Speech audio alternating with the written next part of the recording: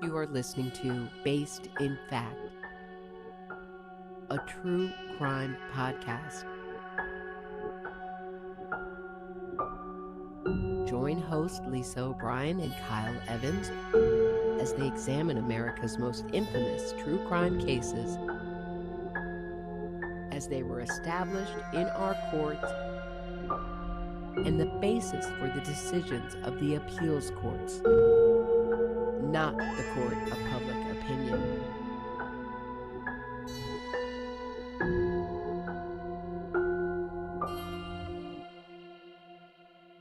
Here's Lisa and Kyle.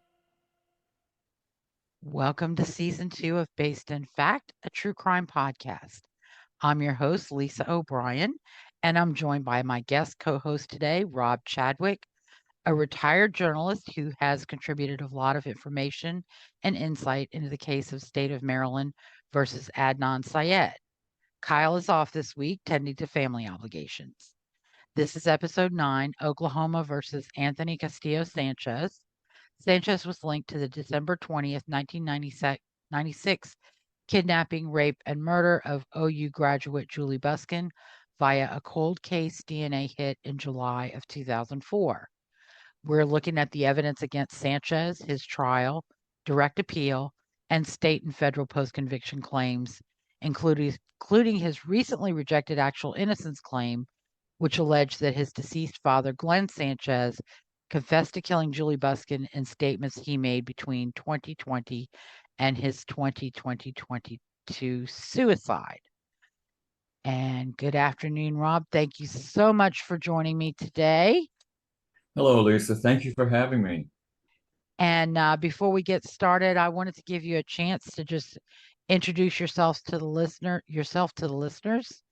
Tell us a little bit about yourself and your career and your interests.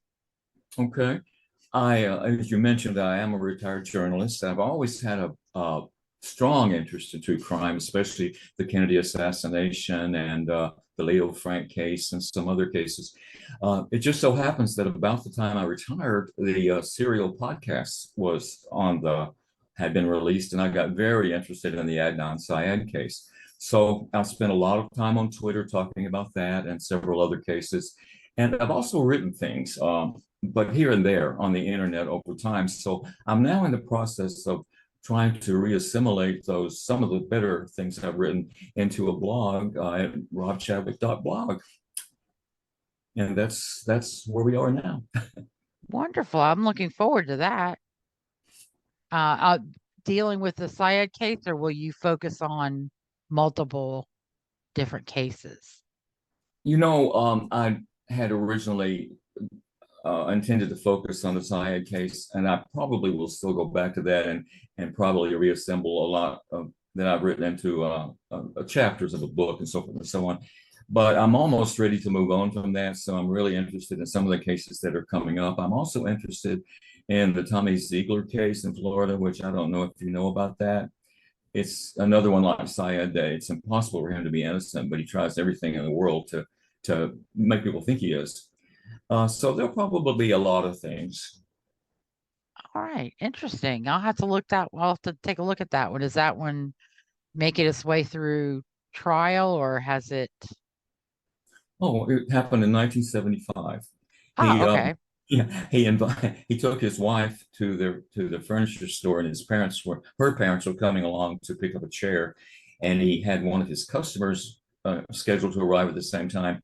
So he shot all of them, and he's just been trying ever since. Appeal after he was on death row, but he'll never. Okay. He's like 78 now or something like that. So I think I have looked at that case once before. It's a little bit similar to Curtis Flowers in Mississippi, a furniture store for sure. Yeah. but I vaguely remember that with the wife and her Mhm. parents. Yes. So okay, well that's a show I might do soon. That'd be great. All right. So let's get started with Anthony Castillo Sanchez. Um, of course, we always start with the victim. This is a or early days of the internet case, so we don't know. There's not a lot of information available about Jewell Jean Juli Busken. She was born October 24th, 1975 in Benton, which is in Saline County, Arkansas. Her parents are Wilbur Bud Busken and Mary Jean Busken. She has a sister named Kathy. She may have other siblings whose names just haven't appeared in the media. She had a Bachelor's of Fine Arts from Oklahoma University in Norman, Oklahoma. She had completed her coursework, but apparently had not yet graduated. So she had earned her degree, but it hadn't actually been presented to her at the time of her kidnapping, rape, and murder. She was a student. She was also a dancer, and she worked at the Oklahoma University golf course while she was in school. Her father had owned a golf course in Arkansas, and so she probably had worked for that for some time. Her plan was to go back to Arkansas and enroll in a master's program, and ultimately she wanted to teach dance, especially ballet, to children, including special education. Okay. Her injuries, cause of death, were a gunshot wound to the head. Our perpetrator in this case is Anthony Castillo Sanchez. He was born November 1st, 1978. His parents are Thomas Glen Sanchez, who was born June 5th, 1953, and died April 24th, 2022. Gloria Faulkner was his birth mother, and then Kathy Hodge was a stepmother who was married to Glen Sanchez and who primarily raised Anthony. He has a sister named Sharon Fox. Based on my reading of some of his writings and some of the claims that are being made by him, my non-expert opinion is that he is a sociopath. Yeah, I think that's a really good opinion because if you look at his record, which I'm sure you're going to present, he was into all kinds of criminal activity. So I mean, he obviously is a sociopath.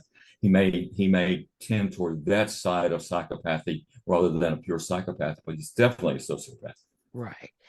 And now something I have is that there is an allegation that he was involved in theft and breaking into cars. Mm-hmm.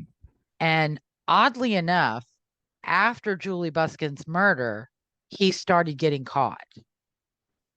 In June of 1997, he was charged with grand larceny.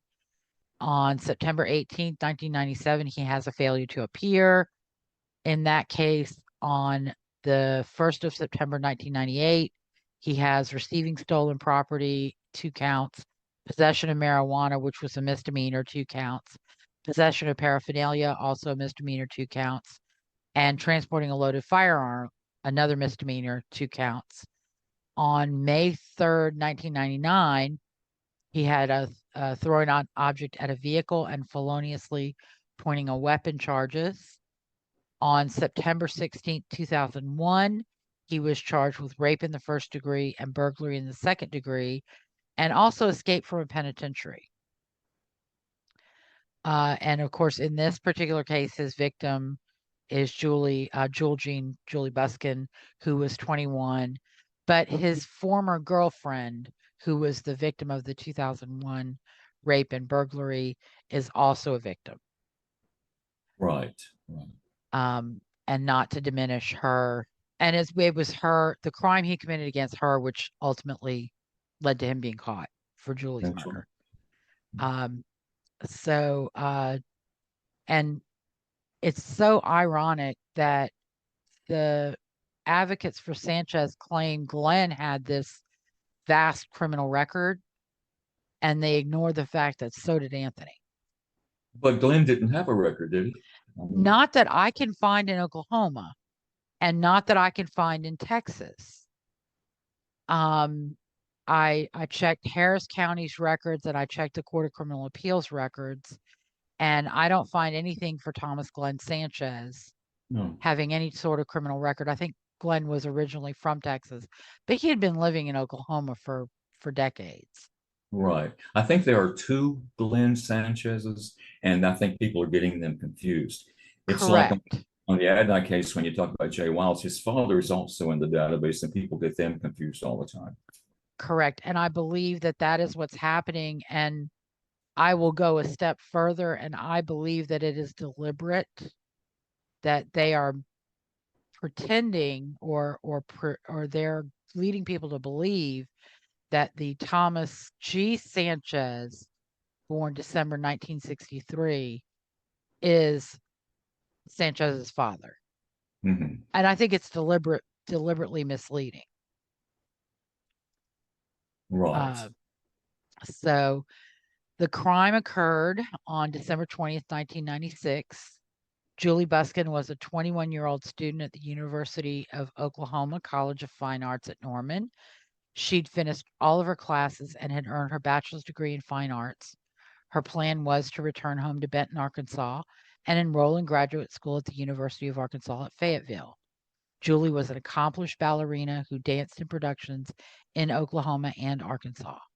Her goal was to earn her master's, open her own dance studio, and teach ballet. Juli was due to move back to Arkansas, and her parents were due to arrive in a U-Haul truck on December 20th, 1996. On December 19th, Juli spent time with her friend Ryan James, then joined other friends to play Monopoly and exchange Christmas gifts. She'd promised to take a friend, Megan, to the airport for an early morning flight, so the girls decided to pull an all-nighter. At about 2 a.m., they went to a diner for a late-night snack, leaving there at around 3 a.m. to buy gas and a cappuccino. They headed to the airport in Juli's Red Eagle Summit, where Juli dropped Megan off for her flight by 4:30 a.m. Sanchez lived in a house on Drake Drive, about a mile from the Dublin West Apartments where Juli lived. Some media sources have reported that Sanchez was in the apartment complex parking lot during those early morning hours to break into cars to steal whatever valuables or money he could find. At around 5:30 a.m., at least 3 tenants in the Dublin West Apartments heard a woman scream of terror. An off-duty police officer went outside but didn't see anything. A second tenant looked out the window but didn't see anything either. Another tenant heard a man's voice telling the woman to just shut up and get in the car. The tenant also heard a car door open and close, followed by footsteps and a second car door opening and closing. She then heard the car start and drive away. A caller to 911 reported a woman screaming, and an officer was dispatched. He arrived on scene at 5:51 a.m. but didn't find anything. There were numerous sightings of Juli and her abductor reported by other witnesses who helped narrow the time frame of Juli's kidnapping and murder. A woman saw a small red car heading toward Lake Stanley Draper between 6:45 a.m. and 7 a.m. on 12/20/1996. A man the witness estimated to be 25 to 30 was driving the car with a woman in the front passenger seat. The woman described the driver as angry and the woman as fearful. A witness on his way home to Norman from a night shift at Tinker Air Force Base encountered a red compact car with an Arkansas license plate driven by a man heading away from Lake Stanley Draper. The driver of the red car nearly caused a collision and seemed oblivious to the presence of the other vehicle, cutting it off. The witness engaged in brief pursuit, then went on his own way when the two vehicles reached Norman. Ryan James had lunch plans with Juli that day and arrived at her apartment at 11 a.m. When he saw that her car was gone, he returned to the OU golf course. He contacted his grandparents to see if Juli had stopped by their house or contacted them. Ryan and his grandfather searched for Juli, even driving to the airport to retrace her route. In the early evening, they contacted OU Police Chief Lester to report Juli missing.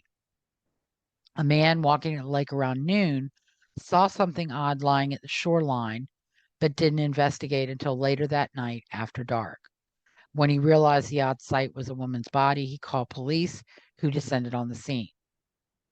Julie's body was found lying on the shoreline of Lake Stanley Draper. She was clothed with her jeans unbuttoned and unzipped and her underwear rolled down to her thighs.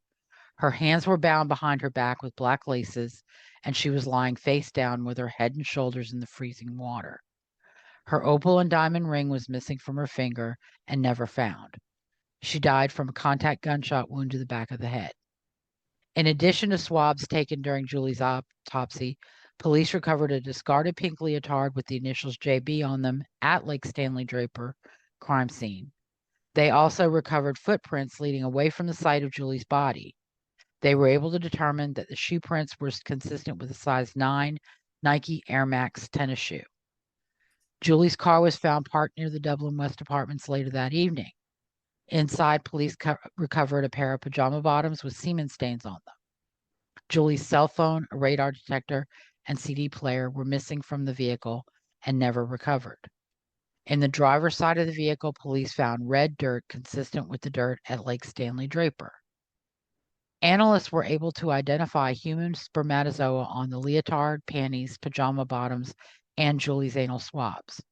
A partial DNA profile was developed from the pajama bottoms, and a full profile was developed from the leotard and panties. Julie's cell phone records showed a call placed to Sanchez's former girlfriend on December 21st, 1996, hours after Julie died. And that may have been December 20th. My apologies. There were 2 additional calls to wrong numbers, similar to ones associated with friends of Sanchez. It would take years to find Julie's killer. Police dropped the ball when they failed to immediately interview the woman who reported the sighting of an angry man and a frightened woman in a red car near Lake Stanley Draper. It would be 2 years before they finally interviewed her. The second witness also reported his sighting when he learned of Julie's murder, but police failed to immediately interview him. And we'll talk about how that probably affected those 2 witnesses' identification. Right. I guess there was someone who, I know when I watched the Forensic Files episode, the police sketch looked like somebody, around Sanchez's age at that time. I know the police did have another suspect that kind of resembled that picture, but he was ultimately cleared. And Right. then I ran across this picture of this old man who looked like he probably came out of, I don't know, an alley somewhere. So I was really confused about those 2 police photos as to how they came to be. Well, what Sanchez's advocates are doing is they're ignoring the existence of that initial sketch, which I'm not really sure the provenance of it either, because it's not mentioned. But the second sketch, the one that they're showing, was made by that woman 2 years or 3 years after Julie's murder, when she was finally interviewed with police. And it's mentioned in a post-conviction pleading later on, or a recent post-conviction pleading, that the woman admitted she's not good at telling age. Right. Was she even going to the police in the beginning? She did contact police, and they didn't immediately interview her. And that's why I say they did drop the ball on that. Oh, yes. Had they interviewed her, her recollection and her information might have been closer to, a younger man. Because again, her saying 25 to 30 is what she said when she was interviewed, not what she perceived in 1996. Exactly. That drawing looks like someone more in the range of 60 to 70 years old at best. Correct. And but we'll get into that a little bit later. So Anthony Sanchez, after he raped and murdered Julie Busken on December 20th, 1996, he began his I believe he began getting caught. I believe that he was engaged in criminal activity. He just was lucky enough not to be caught. And he had the grand larceny charge, the failure to appear, His bond was forfeited and a bench warrant was issued. He had receipt of stolen property and the drug charges, loaded firearm charge. He ended up entering a guilty plea on those charges, and he got a deferred sentence. He pled guilty on receipt of stolen property, 1 count of possession of marijuana, 1 count of possession of paraphernalia, and the transporting a loaded firearm count. He then had another failure to appear in October of 99. And interestingly enough, I mean, here we see he knows how the system works, because on the 4/14/2000, he sought to replace his attorneys. He was facing a violation or, revocation. And so he's trying to get new attorneys. And I think he was holding the violation in abeyance, saying, I'm going to get an attorney. I'm going to get an attorney. And the 14th of April was when the judge said, if you don't appear with counsel at your next appearance, you're going to lose your bond. There was a hearing held on April 19th, 2000. And basically, Sanchez was found to have violated rules of his probation, and he was ordered to obtain an NA sponsor and attend NA and AA meetings and bring a negative. So I think there was a drug violation on his probation. Right. On May 4th, 2000, he pled guilty to throwing an object at a motor vehicle and feloniously pointing a weapon. He was sentenced to 5 years suspended and supervision, a $250 fine on each count, and court costs in order to pay restitution. And then he had another. Okay, no, sorry. On March 20th, 2000, the state of Oklahoma elected to have a John Doe indictment for the rape and kidnapping and forcible sodomy charges against the person who murdered Juli Busken, and that was done based on the DNA profile. So even in 2000, they had enough of a DNA profile to be able to say we can get a conclusive match. Right. Do you think they actually, I'm sorry. Do you think they actually got that John Doe indictment because, of course, not the murder, there's no statute of limitations there, but on some of the other charges where Correct. Yeah. Correct. In order to be able to charge or to try him for rape, forcible sodomy, and kidnapping, there are likely some statute of limitations. And it had been 4 years since the murder, and they hadn't identified the perpetrator with that DNA. So they were ensuring that they were getting an indictment before any statute ran on any of the potential charges. And that's not part of some conspiracy against Anthony Sanchez.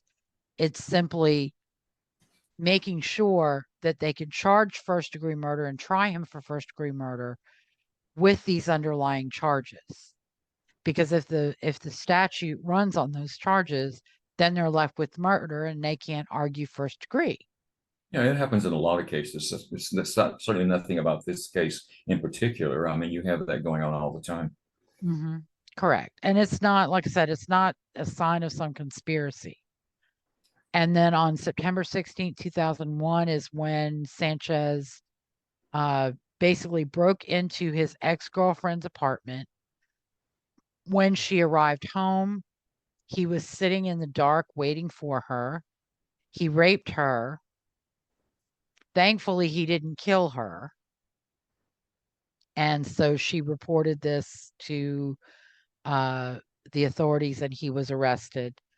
He apparently, in that time, managed to walk away, or perhaps he was in a work facility on another charge. That the The facts aren't entirely clear on the escape from penitentiary, whether it was a work release type program on another charge that he walked away from and didn't go back.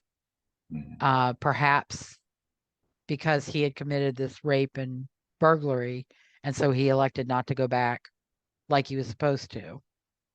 And then also on the 19th, the former girlfriend, Carly, filed a protective order against Anthony Sanchez, which was issued on September 28, 2001. Sanchez was appointed counsel in the rape and burglary case on October 15, 2001. He applied for indigent defense on January 11, 2002. In both the 99 case and the 2001 case. I think the 99 was the escape. Anyway, I put the docket numbers and then I've forgotten what the docket numbers were for. He did obtain the assistance of Oklahoma Indigent Defense. Attorney Stephen L. Stice appeared in each of those cases in April and May of 2002. The 1999 case was they were seeking to revoke the suspended sentence or revoke his parole on his sentence. And so that was he wasn't paying restitution. He was ordered to pay. The state sought to revoke his suspended sentence, and he got a new restitution schedule worked out. On September 10th, 2002, he reached a plea deal in the rape and burglary cases. The rape charge was dismissed, and he pled guilty to the burglary in the second degree. He was sentenced to 10 years, 8 of which were suspended, and a $500 fine, 1 year probation. And this is the case that required him to give DNA, which was entered into CODIS. So he began his 2 years. He was sentenced to 2 years in the Department of Corrections. And that was to be served concurrent with his 1998, 1999 cases. And so he also pled guilty to the escape from penitentiary, and he received 6 years to the Department of Corrections with credit for time served, and that was to run concurrent to his Cleveland County sentence in the 1998 case. And in July of 2004, Oklahoma State Bureau of Investigation criminalist Ken Nealon notified a cold case detective in the Oklahoma Police Department that Anthony Sanchez's DNA profile had generated a hit on the unknown DNA profile associated with the Juli Busken murder. Police obtained a search warrant and a new sample of Sanchez's DNA for further comparisons. His DNA matched the DNA profile generated from the sperm cell fraction isolated on Juli Busken's panties, and also matched the sperm cell fraction isolated on the stained pink leotard discarded at the crime scene. The matches corresponded to Sanchez's known DNA at all 16 genetic loci tested. The state's DNA expert characterized the probability of a random DNA match on the Busken evidence with an unrelated individual other than appellant as 1 in 200.7 trillion Caucasians, 1 in 20.45 quadrillion African Americans, and 1 in 94.07 trillion Southwest Hispanics. Appellant also could not be excluded as the DNA of the donor of a DNA mixture isolated from epithelial cell fractions on the panties and leotard. DNA comparisons on the spermatozoa recovered from the anal swab and pajama bottoms from the car were inconclusive. So they're misrepresenting the DNA. Yeah. Right out of the gate. Sure. It was not the mixed profile is the epithelial. And that is probably a mixed profile of Anthony Sanchez and Juli Busken. It's a touch DNA, right? It's probably, it could be touch DNA. Epithelial is usually touch DNA, but it could be epithelial, could also be a term, I'm not a DNA expert, that's used for low quantity. Mm-hmm. Where it's low quantity and it's some form of DNA, but they're not entirely, they can't categorize it as sweat, body fluid, skin cells, whatever. So, but it's epithelial and it's probably, you know, a mixed profile, but there's no mixture in the sperm cell. Mm-hmm. Zero mixture in the sperm cell.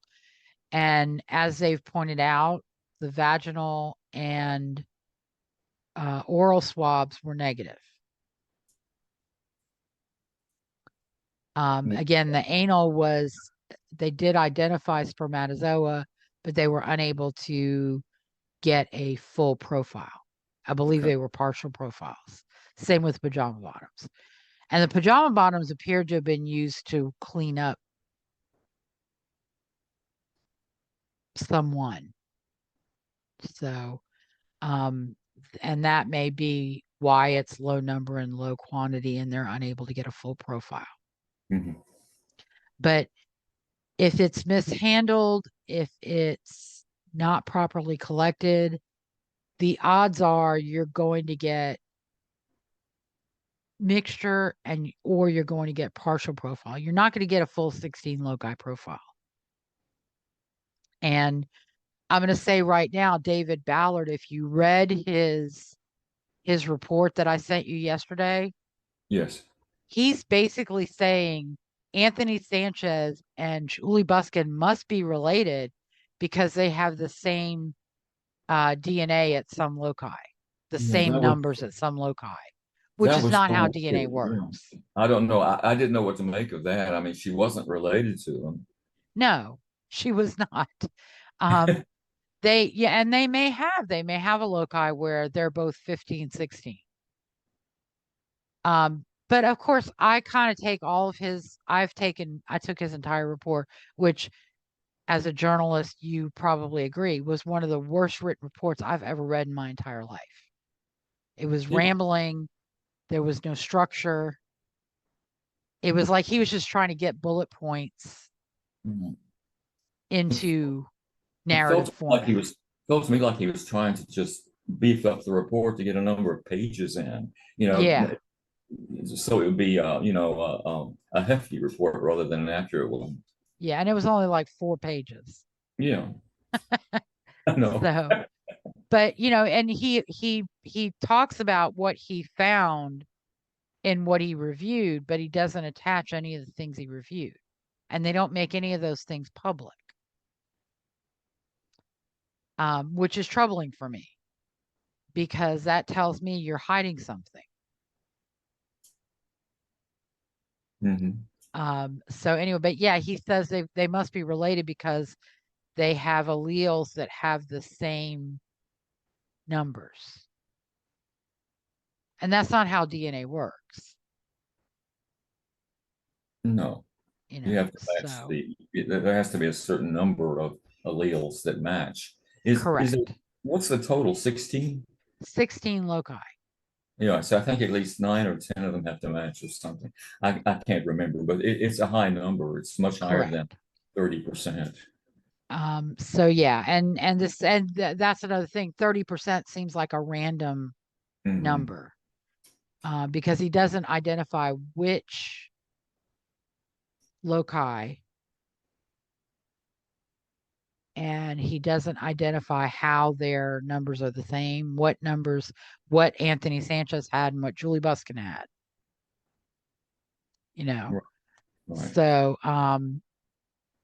and all that really does is when a victim and a perpetrator share the numbers that identical at one loci, that just means you can't exclude the victim But if there aren't consistently multiple loci, then you can probably exclude the victim if that's the only loci you have. Right. So, but he's no DNA expert. He's trying to create doubt or manufacture doubt where none exists as to the DNA. Mm-hmm. So, all right. So then there was an application for order returning prisoner because the state was seeking to arrest Anthony Sanchez for this murder.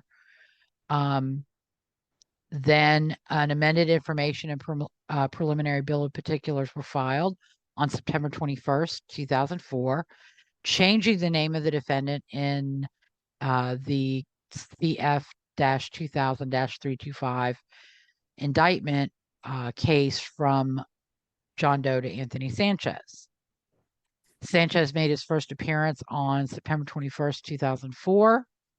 A preliminary hearing was set for September 28th, 2004, and he was ordered to have no bond. Of course, he was in DOC at the time. An application for indigent defense was filed on September 21st. On October 4th, 2004, the court entered an order for testing of DNA material in possession of the state and Oklahoma City PD. And this is another thing I want to go to state right at the outset. The Oklahoma State Bureau of Investigation tested and handled the DNA, not the Oklahoma City Police Department, because Anthony Sanchez's advocates keep throwing out Joyce Gilchrist's name. And she had nothing to do. I mean, they've never produced a single report, any evidence that she had anything to do with Anthony Sanchez, any of the evidence in Anthony Sanchez's case. Mm-hmm. So she was with another agency. She wasn't with the agency that tested. Correct. She was with the Oklahoma City Police Department, and evidence was, I think, initially sent to the Oklahoma City Police Department. They're probably when it comes to Oklahoma University and Norman, they're probably the larger police department with the crime lab. And she has a horrible reputation. She was one to match where there was no match, or declare a match where there wasn't really a match. She was one to overstate her findings to implicate or inculpate suspects. And she retired in disgrace. But there's no evidence that she had anything to do with this case. Plus, it's been retested, hasn't it, since then, with the results that implicate the defendant here? As far as I could tell, yes. And the results that implicated Anthony Sanchez were not obtained by Oklahoma City Police. Hell, if Joyce Gilchrist had handled it, that first suspect that we heard about on the Forensic Files episode, which I don't find any detail about him in any of the case law in any of the cases that came out of Anthony Sanchez's conviction. So I don't know what was established about him in court and what's just media. But if there was another suspect, he would not have been eliminated by that DNA. He would have been implicated by that DNA, because Joyce Gilchrist, had she had a hand in it, would have probably found a way to implicate him in that DNA. Right. And if you remember on the Forensics Files episode, I don't remember the name of the person who said this, but one of the investigators said that his DNA it was kind of funny to me, because he said his DNA was close, but not close enough. So if she had found someone who was close, and she wanted to railroad someone, I'm sure she would have taken that opportunity. Correct. And Anthony Sanchez might never have been implicated. But again, the DNA testing that yielded the unknown DNA profile in 1996 or 1997, was done by the Oklahoma State Bureau of Investigation. Joyce Gilchrist had no ties with them, had nothing to do with them, and never had anything to do with the DNA in Anthony Sanchez's case. So Joyce Gilchrist as to Anthony Sanchez is a big, fat red herring. Mm-hmm. Almost as big a red herring as John Mark Byers in the West Memphis Yes. 3 case. True. So, anyway, so the court did order independent DNA testing. And the logical inference from that fact is that that DNA testing did not exculpate Anthony Sanchez. Because that's the last we hear about it. Mm-hmm. On the 7th of October 2004, Sanchez was allowed access to evidence to conduct DNA testing, which was to be paid for by the court fund. There was an agreed order to keep Anthony Sanchez at the Cleveland County Jail, entered on October 13th, 2004. On October 28th, 2004, one of his defense attorneys, Joel Henderson, filed a motion to withdraw, and he was granted to withdraw on November 8th, 2004. At some point, this is when Silas Lyman, and we've heard his name from Richard Glossop, he was appointed to represent Anthony Sanchez. He is much maligned in this case, and we'll get to that a little bit later. Matthew Hare made an appearance on behalf of the Oklahoma Attorney General's office. So they were apparently brought in to help, I think, the Cleveland County District Attorney to try the case. And that's another thing that's being misrepresented. Anthony Sanchez's conviction in this case is not from Oklahoma County. Anthony Sanchez's conviction was in Cleveland County. The crime occurred at Lake Stanley Draper in Cleveland County, not Oklahoma County. Because that's where Juli was murdered. Her kidnapping, I believe, would have been in Oklahoma County, because I think Norman's in Oklahoma County. But Lake Stanley Draper is in Cleveland County. And that's where the charges are from. Right. So another red herring saying it's Oklahoma County, you can't trust their system. It's just, that's, again, deliberately misleading the public to believe that something casts doubt when that's not even accurate. On November 16, 2004, there was a request to continue the preliminary hearing. That was granted on the 30th of November, and the preliminary hearing was reset to February 23rd, 2005. There was a notice of compliance with court order regarding DNA testing and request for DNA testing filed on January 18th, 2005. On January 19th, 2005, there was a hearing and order granting in part and denying in part Sanchez's motion to prohibit extrajudicial statements by the state and request for a gag order. So Silas Lyman was not doing a bad job, because right off the bat, he is preventing the state from making statements in the media about their case, the strength of their case, and the evidence implicating Sanchez. There was a status conference on April 4th, 2005. The case, I think it was set to go to trial in September. That was stricken. The jury trial was set for January 30th, 2006. Jurors would be summoned for January 13th, beginning at 9 a.m. The final pretrial conference and motion hearing was set for January 19th, 2006 at 9 a.m. and discovery was due on November 1st, 2005. A motion to revoke was filed in one of Sanchez's other cases.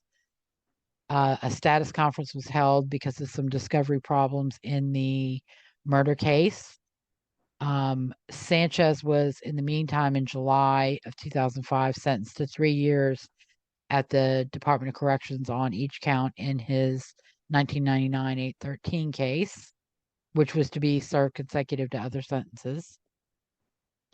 On August 1st, 2005, Sanchez's defense filed the following motions: to strike the continuing threat aggravator for more definite bill of particulars, to strike especially heinous, atrocious, and cruel aggravator for voir dire regarding mitigating circumstances, to quash the bill of particulars, to limit introduction of crime scene photographs and physical evidence, for a jury questionnaire, to endorse all jailhouse informers, for discovery, to declare the Oklahoma death penalty statutes unconstitutional, for individual voir dire of jurors regarding the death penalty, to prohibit the prosecution from excluding jurors who expressed reservations regarding the death penalty, for voir dire on the death penalty, to compel the release of DNA evidence to defendant for independent examination and evaluation and request for hearing if necessary. An order was signed, an agreed order, on September 9th, which compelled the release for independent expert examination and evaluation of the DNA evidence. Again, we hear nothing about that, so the logical presumption is that it did not exculpate Sanchez in any way, shape, or form. Mm-hmm. An order was entered on September 12th, compelling the release of the DNA evidence and basically reducing the rulings made on the from the bench into the record into written form in an order, and also ordering a transcript of the hearing and setting general pretrial motions for October 14, 2005. On September 29, 2005, another attorney joined the defense team by the name of Diane Box. She was also with OIDS. There was an additional agreed order for testing of DNA evidence. And these are listed on the docket, but I don't have the physical orders to look at to know exactly what they were about. The state filed a finalized bill of particulars on November 1st, 2005. Sanchez filed an objection to the trial location. He also filed a motion to compel disclosure of information regarding the court's consideration of trial location and request for hearing.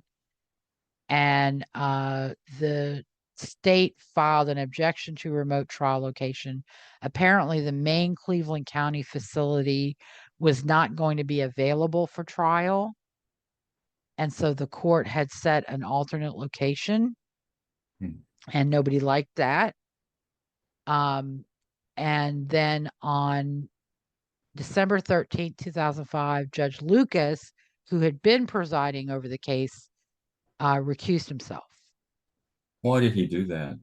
I don't know. But given the statements being made by Sanchez's family and Sanchez, I would guess perhaps there was some allegations made by them against him, and he felt it was going to affect his impartiality. I don't know. It could have been that a witness that he wasn't aware of, he suddenly became aware of, and there was a conflict. Again, these predate the electronic availability of records on the Oklahoma court website. Mm-hmm. So, I don't know, but the case was sent to the chief judge for reassignment, and a status conference was set for December 14, 2005. Sanchez's attorneys filed a motion to suppress DNA evidence and all evidence derived therefrom, and a request for an evidentiary hearing on December 16, 2005. There was an order entered on the same date, December 16th, allowing scientific evidence to be collected. Again, not sure what that's about. But, I mean, this shows that his attorneys were working with, what they had. Of course. and doing what they could to try and minimize the case against him. And, when you've got a 16 loci match in the trillions, statistically, you don't have a lot to work with. There was a ruling on December 21st, 2005, ordering that Sanchez advise the court daily as to DNA evidence's independent testing status. The court would advise counsel as to construction conflicts, if any, regarding the January 2006 trial setting. The gag order remaining in effect per the ruling on the hearing in January 2005, and the case was reassigned to Judge Bill Hetherington for further proceedings. The final and pretrial motions were set on December 21st for January 18th at 1:30 p.m.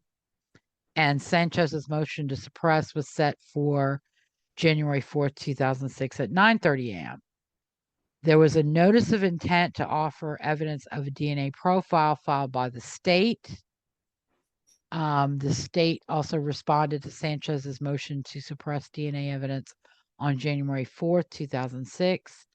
A scheduling order was entered on January 5th, setting the motion to suppress for January 18th, and ordering that Sanchez remain in Cleveland County custody until conclusion of trial.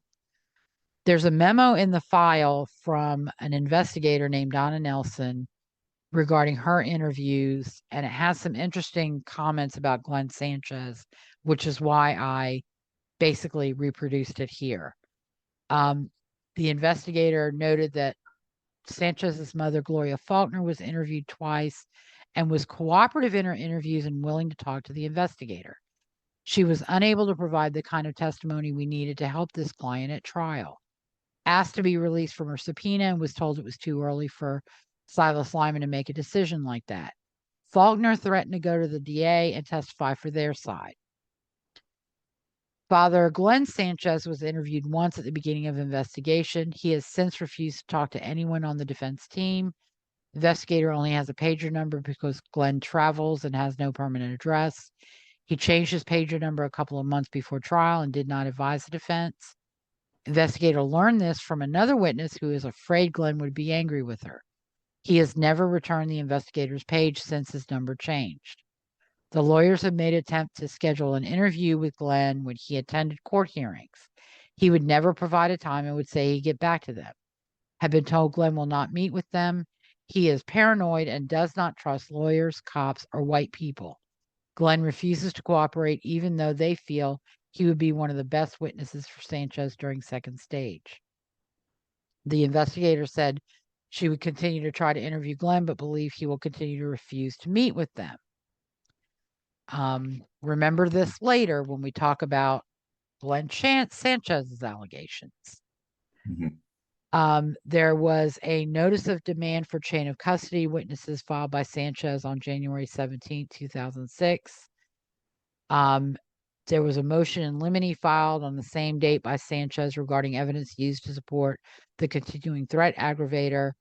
There was a motion to compel specific discovery regarding statements of Sanchez. A scheduling order was issued on January 20th, continuing pre-admission hearings set to January 26th, beginning at 8 a.m. And then there was a motion in limine filed by Sanchez regarding the state's exhibits and testimony related thereto. Venue, again, for the trial was in Cleveland County, Oklahoma.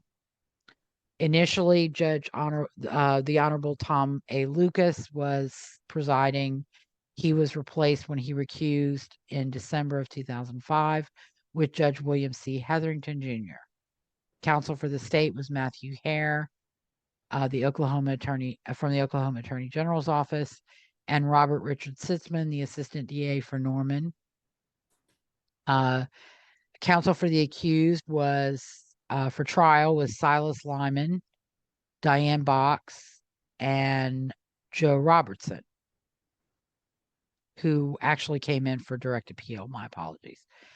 On the January 27, 2006, a motion to suppress DNA profile evidence was sustained. That didn't eliminate, that wasn't, I don't think that was Sanchez's motion to suppress the DNA evidence altogether. It was to suppress the profile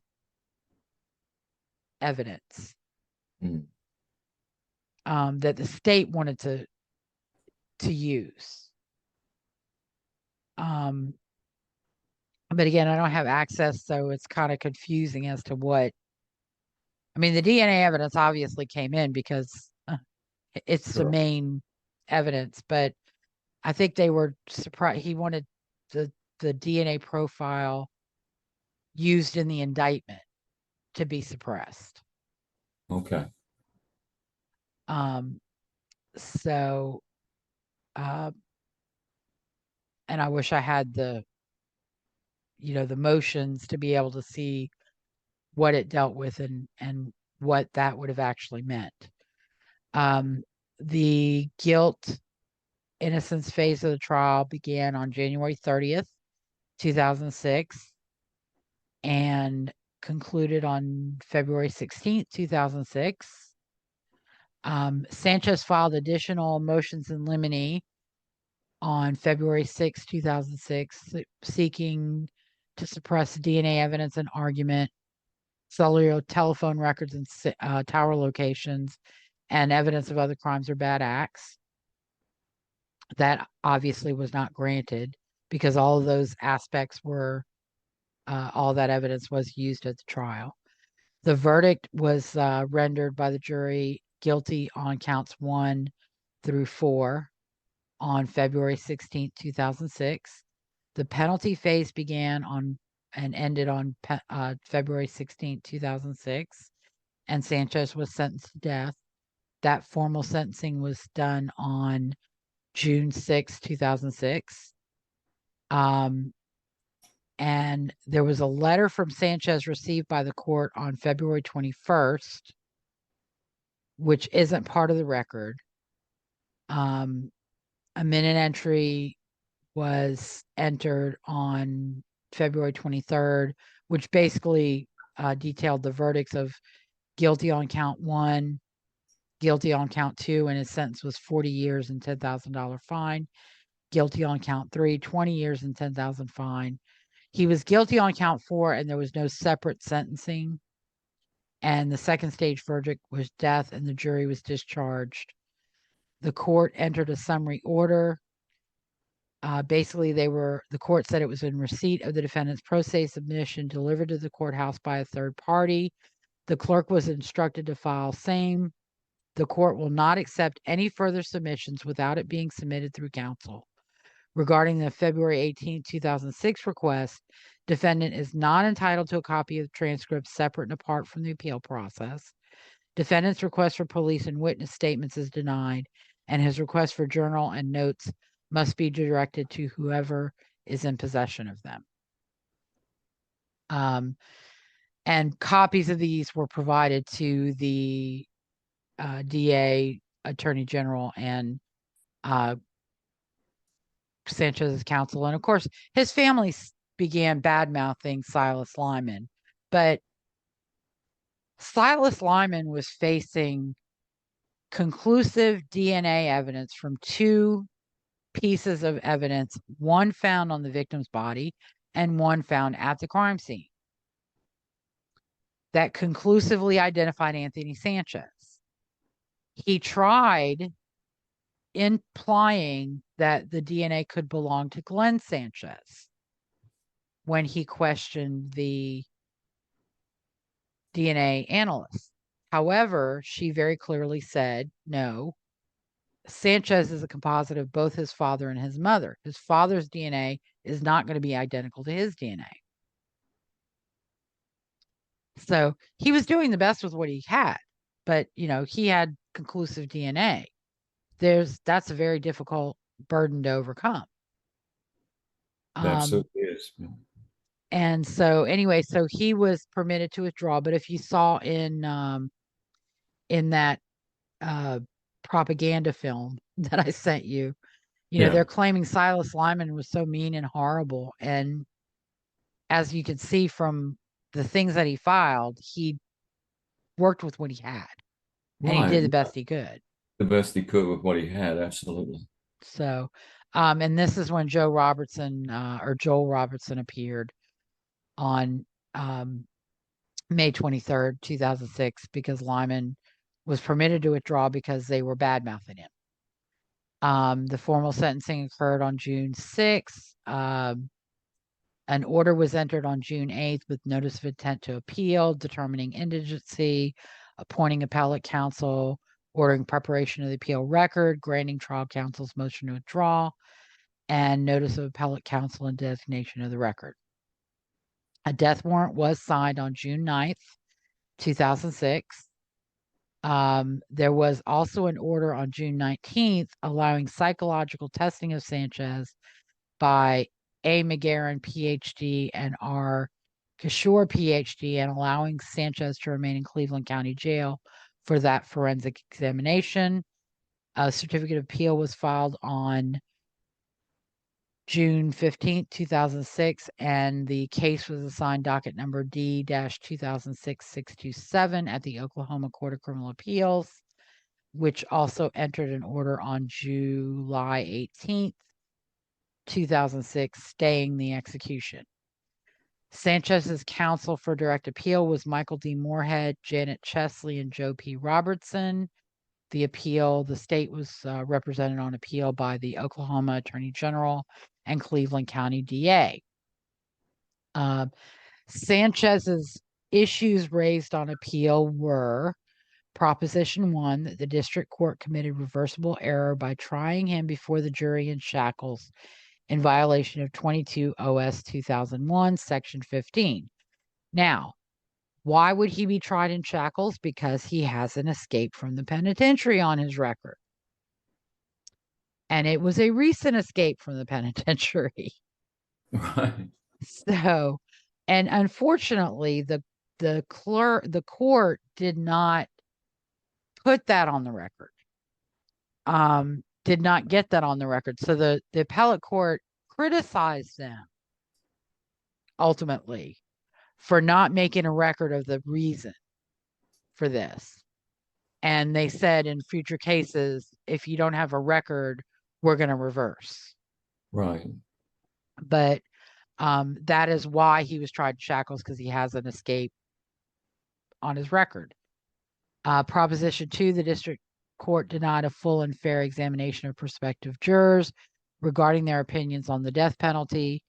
Proposition 3, the state's seizure of appellant's DNA violated his constitutional right to be secure in his person from unreasonable search and seizure, pursuant to U.S. Constitution Amendments 4 and 14 and Oklahoma Constitutional Article 2, Section 30.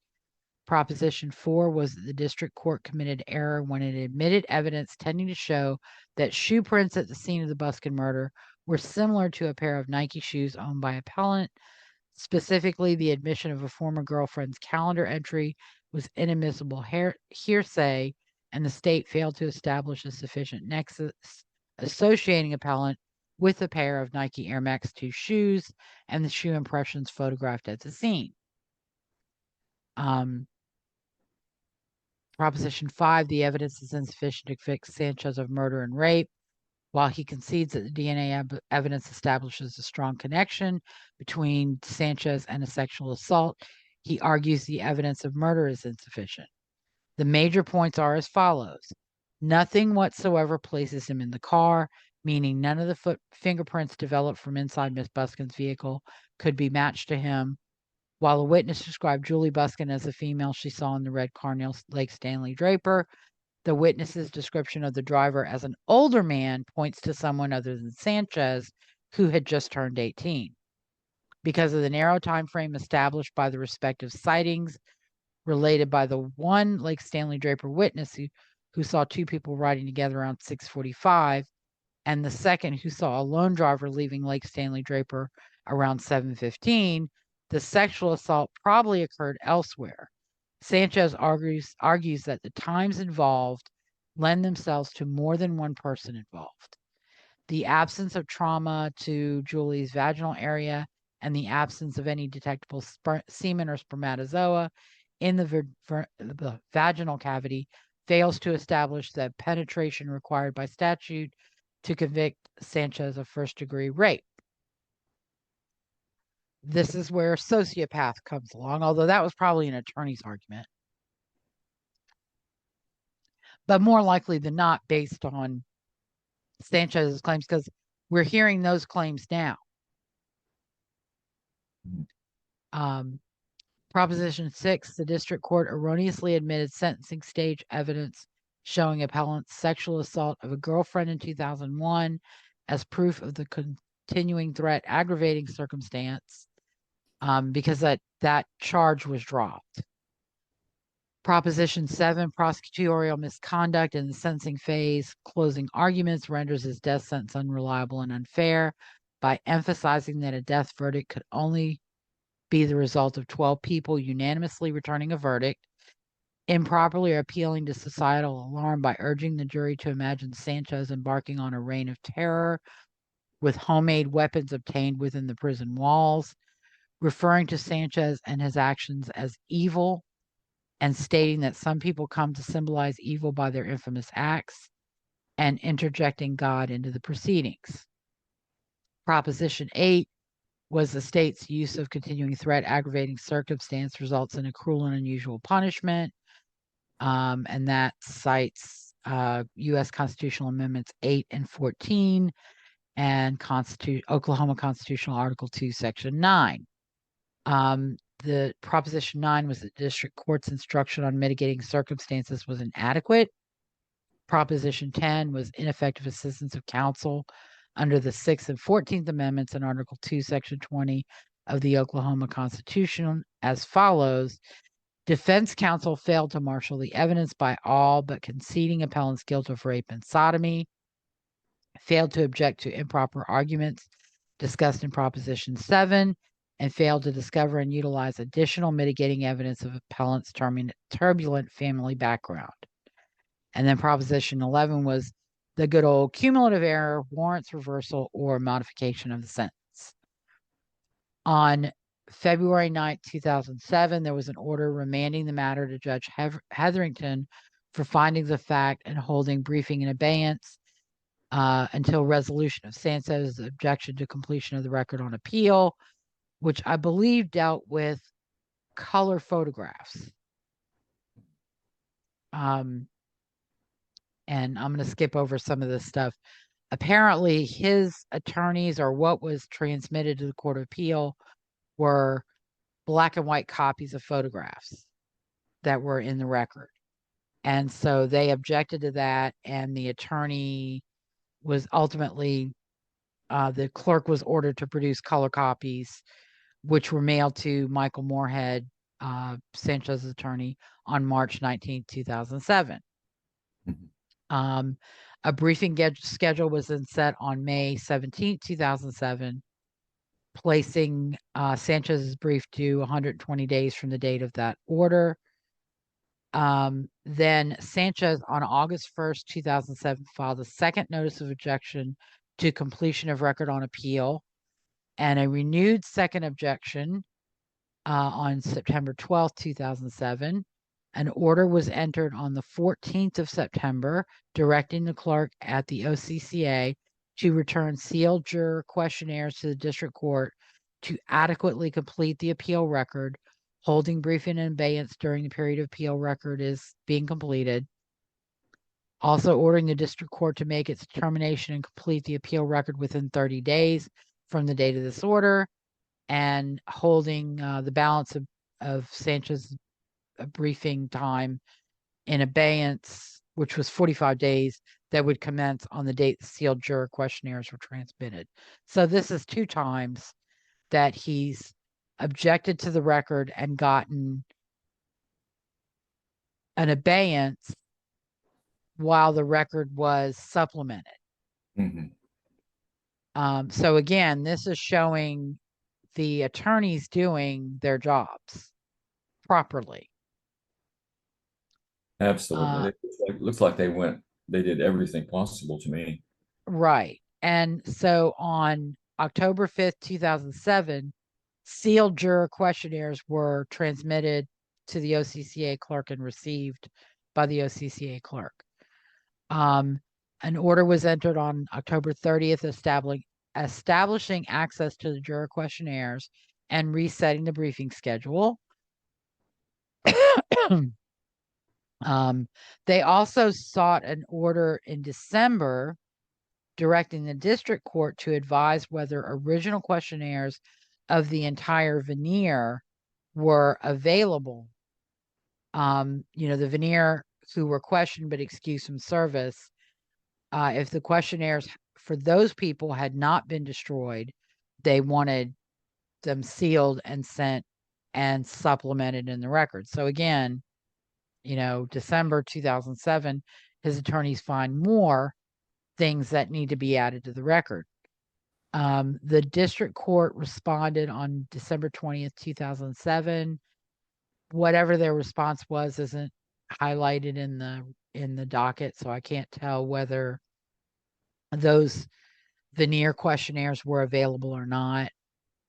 On January 11th, 2008, the Court of Criminal Appeals enters an order finding the appeal record is complete as filed and resetting the briefing schedule, ordering that Sanchez's brief was due 30 days from the date of this order, and the state's brief was due within 60 days of Sanchez's brief.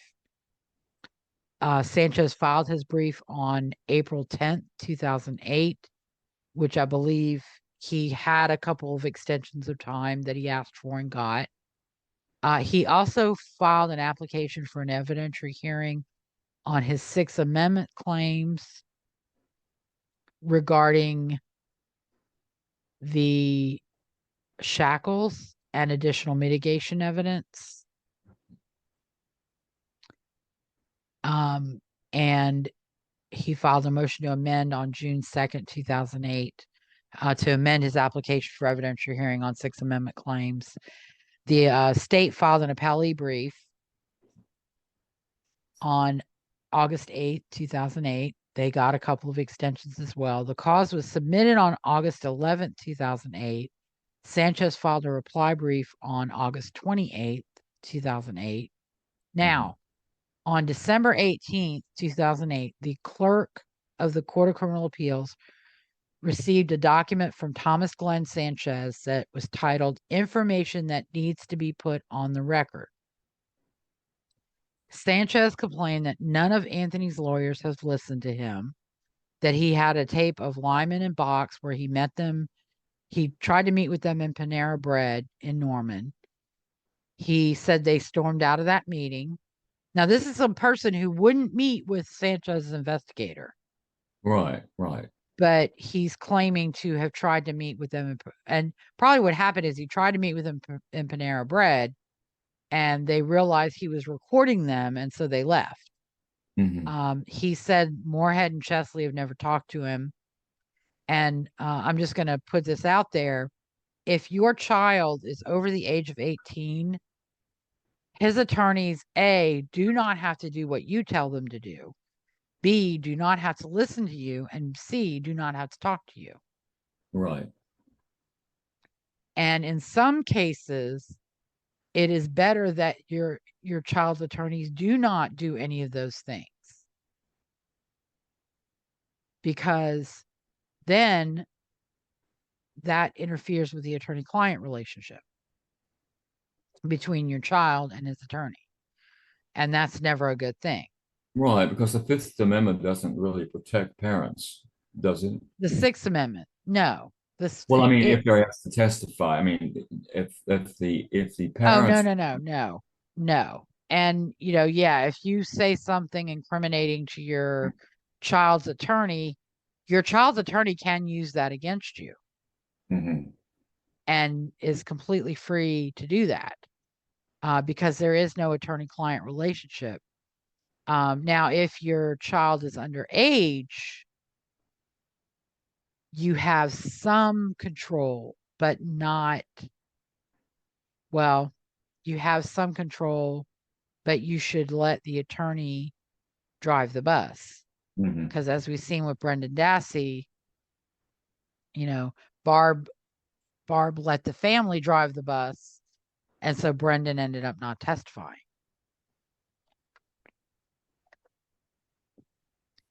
And that he ended up being convicted and getting a long sentence.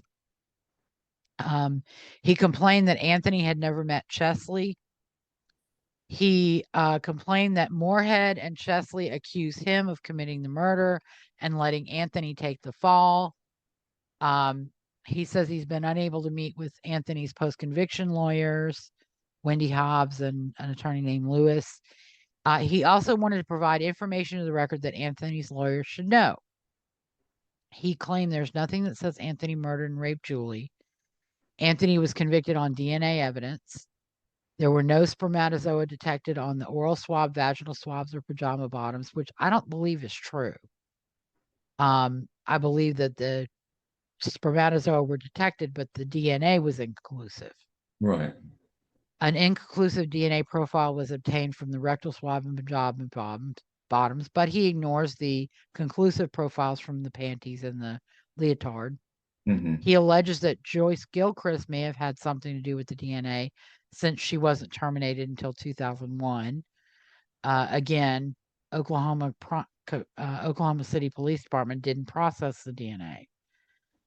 It may have briefly been in their custody, but they didn't process it. He alleges the ME's report states that there are signs of healing, which doesn't happen instantly, and he doesn't say what signs of healing. I mean, yes, she could have had a bruise on her leg, or a bruise on her foot, or a bruise on her arm, or a bruise on her hand that she got at the golf course at work that wasn't related to her murder that showed signs of healing. Mm-hmm. But there were probably a multitude of injuries from her abduction, her rape, and her murder, which showed no signs of healing. So he doesn't say what showed signs of healing. The sketch made by eyewitness doesn't look like Anthony. That witness perfectly described Juli, so therefore her description of description of the man is equally unassailable. He alleges there were 49 fingerprints found and none of them belonged to Anthony. He alleges 18 fingerprints were unidentified. He says Anthony had several girlfriends and was expecting his first child. And I love this. Anthony was promiscuous, therefore he didn't have to rape anybody. No. But actually, someone who's that promiscuous, if you can't find one of your many girlfriends to say yes, then lo and behold, you go out and find some poor woman to, scratch your itch. Right. Rape is not really about not being able to have sex anyway. I mean, a lot of people can get all the sex they want, but they get some kind of enjoyment, power. Yeah. Anthony was with multiple girls around the time of the murder. His lawyers never talked to any of the girlfriends. He was promiscuous, but that doesn't make him a killer or rapist. He has a weak stomach and could not do a crime like this. His OIDS lawyers are not properly representing him. There's nothing at all that says Anthony murdered or raped Juli, which he repeats. Anthony's foot without a shoe or sock is bigger than a size 9. Anthony's foot without a shoe or sock is 10 and 3/8 inches. The only shoe prints with Juli's body.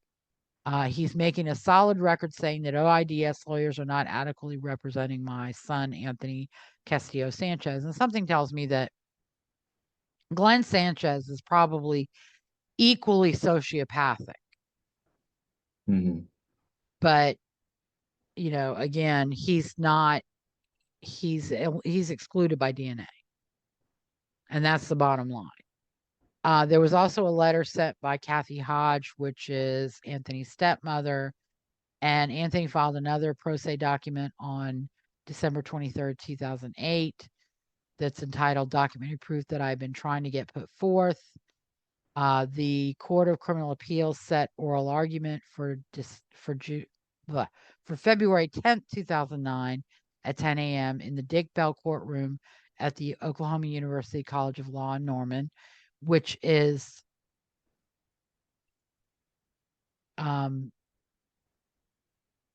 gosh, I don't want to say, I think cathartic is the word, because that's where Juli was abducted from. But that wasn't done because it was Juli's case. It was done, they periodically would hold oral argument so that the law students could come and observe oral arguments before the court as part of their curriculum. So then on January 8th, 2009, the court filed an order directing the clerk to return the original pro se and third-party correspondence and a copy of this order to the senders. The documents will not be filed in the record of this court. The court directs that a copy of each item be sent to the AG and Appellant's Appeal Council.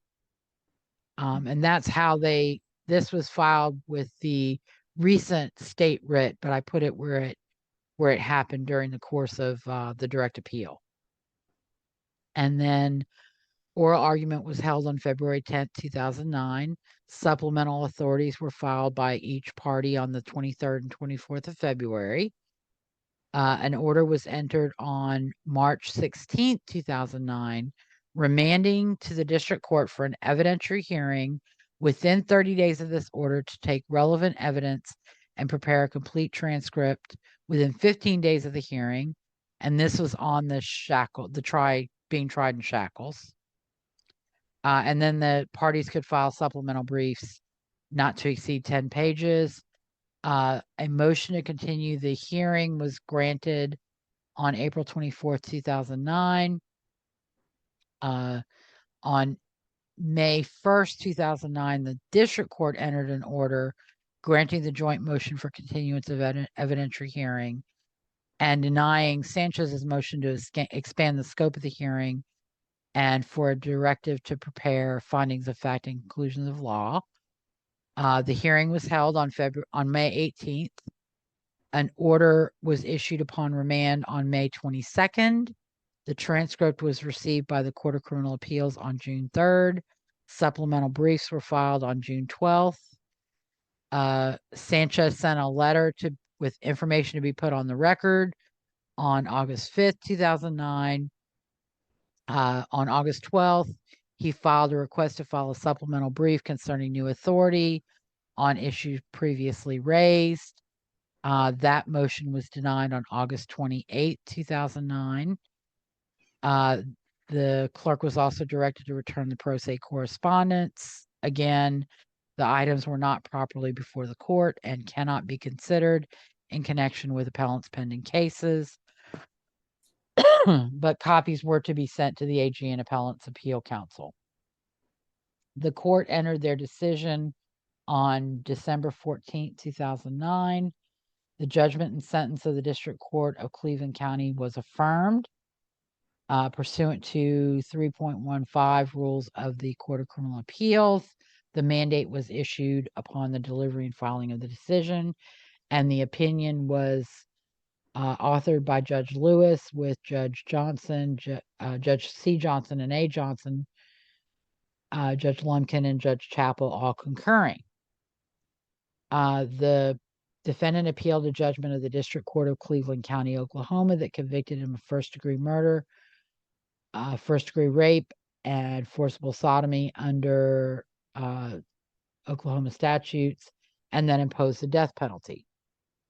So he may not have been convicted of kidnapping after all, because it's not listed in the direct appeal.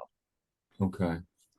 Neither here nor there, but on review, the court held that the district court erred under Oklahoma statute title 22, section 15, 2001, in acquiescing to the request of law enforcement personnel that defendant be shackled because the statute required a factual predicate sufficient to justify the restraint and no showing was made. However, because care was taken to conceal the restraints and no juror observed them, defendant suffered no prejudice.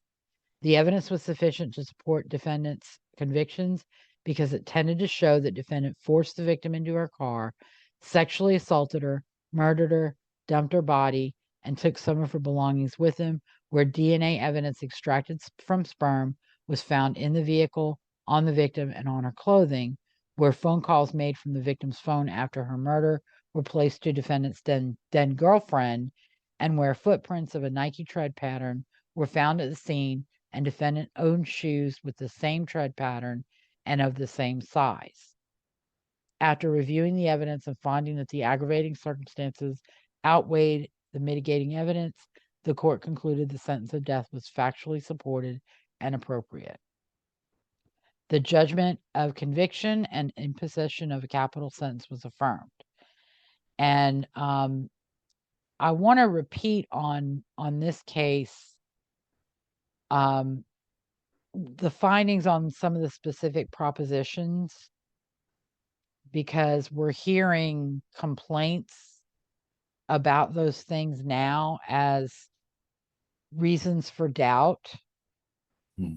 And so, I want to make it clear, these aren't new, and these were heard by his jury, and his jury convicted him anyway. Right. First proposition, the evidence before us is that every precaution was taken to conceal appellant's restraints from jurors, and no trial juror actually viewed him in restraints. We do not condone the district court's error in ordering appellant restrained in violation of Section 15, and such restraint will not be permitted without a proper factual record in the future. However, appellant has not shown how the district court's error had any substantial influence on the outcome of trial. Proposition 1, therefore, requires no relief. Defense counsel at trial remarked that when a prospective juror's contradictory responses to the automatic death penalty question suggested a misunderstanding, the court has, upon further inquiry, cleared up any of the confusion. That is a fair assignment of the proceedings before us. Further, appellant sought no additional peremptory challenges and identified no juror on the final panel who was unacceptable to him, and thus cannot show prejudice from the district court's alleged errors. No relief is warranted. And this was where the jurors were being asked a question of basically, if you find him guilty of murder, will you sentence him to death automatically? Mm-hmm. And the way the question was framed, some of the jurors were confused and said, I don't understand what you mean. And others were saying, well, I can't. I've got to consider life in prison with or without parole. Right. So that's what that complaint dealt with, is that there was they were questioning whether some jurors might have thought it was a mandatory death penalty. That they sentenced him to death if they found him guilty of murder. Correct. Oh. Correct. And, that was ensuring that they understood that was not, they didn't have to find him, they didn't have to sentence him to death if they found him guilty of murder. Mm-hmm. So, Proposition 3, we are persuaded that the seizure of appellant's blood and development of his DNA profile were reasonable under the Fourth Amendment to the United States Constitution and Article 2, Section 30 of the Oklahoma Constitution. The state's legitimate interest in the collection and storage of this highly probative form of identification for use by law enforcement in the detection and prevention of past and future crimes far outweighs a convicted prisoner's minimal interest in freedom from a brief intrusion required to collect a sample of genetic material. The district court properly denied appellant's motion to suppress the resulting evidence of his DNA profile and its comparison to the previously unknown DNA profile developed after the murder of Juli Busken. Proposition 3 is denied. The jury was certainly entitled to weigh the plausibility of appellant's theory of defense that someone else killed Juli by considering shoe impressions and other evidence left at the scene, including appellant's DNA, as circumstantial evidence about who committed the murder. We find the evidence tended to place the defendant at the scene of the crime, and it was for the jury to determine the weight and value to be given this evidence. Proposition 4 is without merit. Proposition 5 is denied based on the following findings. 3 strands of evidence contradict appellant's major premise that he cannot be placed at the scene of the murder or in Miss Busken's car. And as an aside, they don't have to do both. They only have to do one. They can place him in the car, or they can place him at the crime scene. If they place him at the car, the evidence that being unable to place him at the crime scene is going to make it a little bit more challenging, but you have logical and reasonable inferences that bolster that. But being able to place him at the crime scene and not in the car is not fatal to his guilt.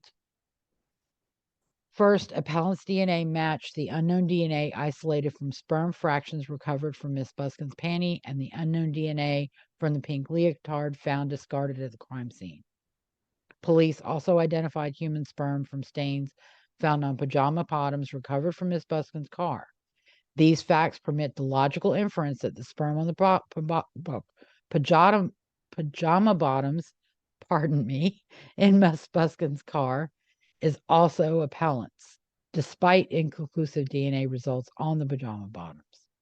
Second, records of activity on Miss Busken's missing cell phone show a call placed to a number which investigators eventually associated with appellant's former girlfriend over 30 hours after the Busken murder. The logical inference is that appellant was in possession of Miss Busken's phone and he got the phone from her car where she usually left it. Finally, the shoe impressions discussed in Proposition 4, consistent with a pair of Nike shoes owned by appellant, tend to establish his presence where Miss Busken was murdered. The direct and circumstantial evidence is sufficient to support the jury's finding that appellant sexually assaulted and murdered Juli Busken. The evidence of abduction and the condition of Miss Busken's body and clothing at the time of her death support the inference that appellant intended a sexual assault. These circumstances in the presence of human spermatozoa in the anal cavity readily establish the penetration necessary to convict appellant of forcible sodomy. The evidence of observable trauma to Miss Busken's genital area supports the inference of Sanchez's intent to forcibly penetrate the genitalia. Any penetration of the female genitalia by the male penis, however slight, is sufficient to constitute the completed offense of rape. The state's evidence of a contusion to the interior surface of the labia, when considered in light most favorable to the prosecution, with all the remaining facts and circumstances, would permit any rational trier of fact to find the elements of rape established beyond a reasonable doubt. Appellant's sexual assault of an ex-girlfriend in 2001, almost 5 years after the murder of Juli Busken, and his resulting second-degree burglary conviction were relevant to the jury's consideration of this aggravating circumstance. Proposition 6 is denied. Proposition 5 was denied based on the findings above.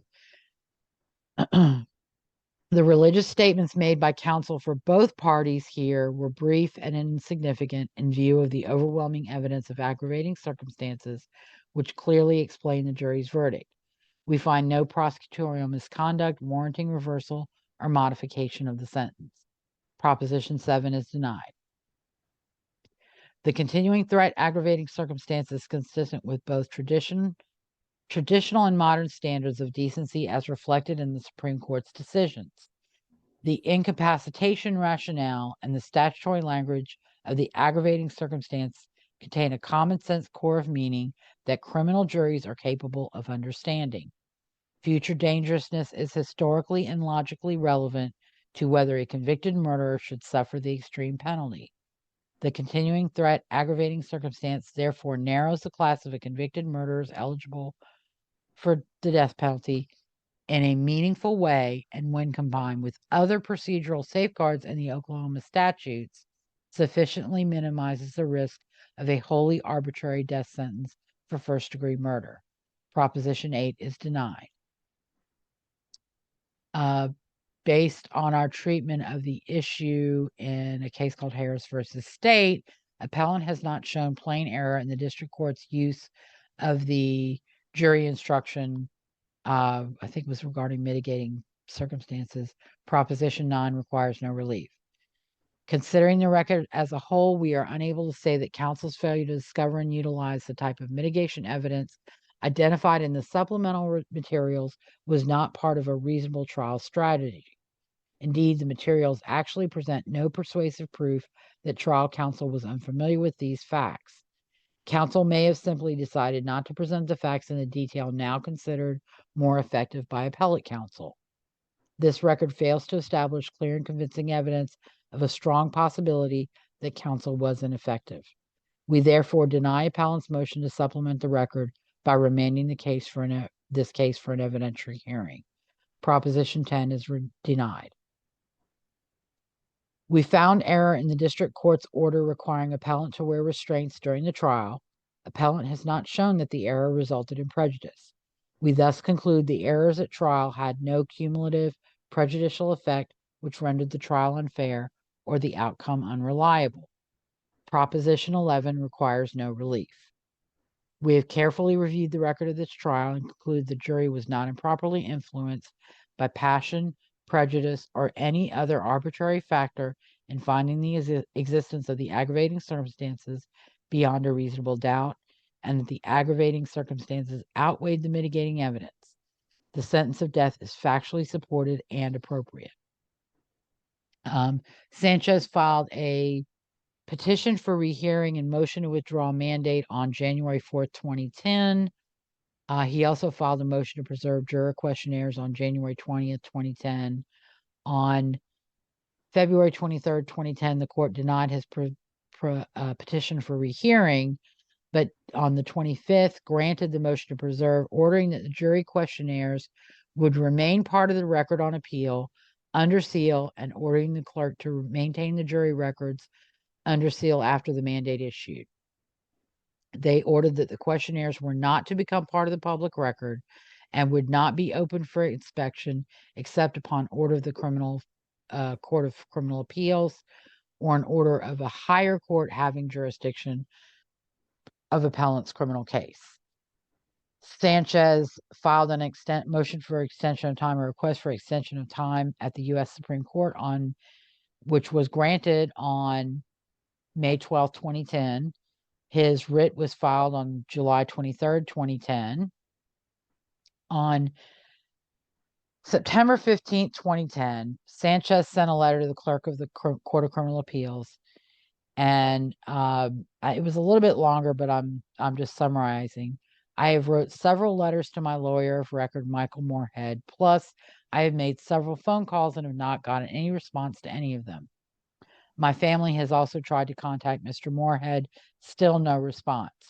So I have wrote a letter to Mr. Moorhead and had it notarized, and would like to have you give a copy to all of the judges and put it on the record that I have tried to talk to my lawyer at the Oklahoma Indigent Defense System. Thank you very much for your time. And I omitted the name of the clerk. And then there's a letter to Moorhead dated August 18th, 2010. It stated that Sanchez had read the OCCA opinion for the first time on August 6, 2010. He said what Moorhead wrote in the appeal was not what Sanchez wanted. There were issues Sanchez would never have agreed to let Moorhead raise, presumably accusing Glen Sanchez. It isn't fair. I wondered about that. But he's accusing him now, right? His attorneys are accusing him now. And I'll go into that a little bit later.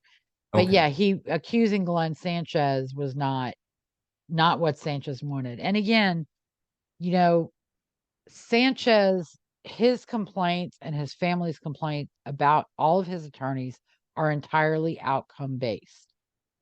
Hmm. They are based on the fact that they lost.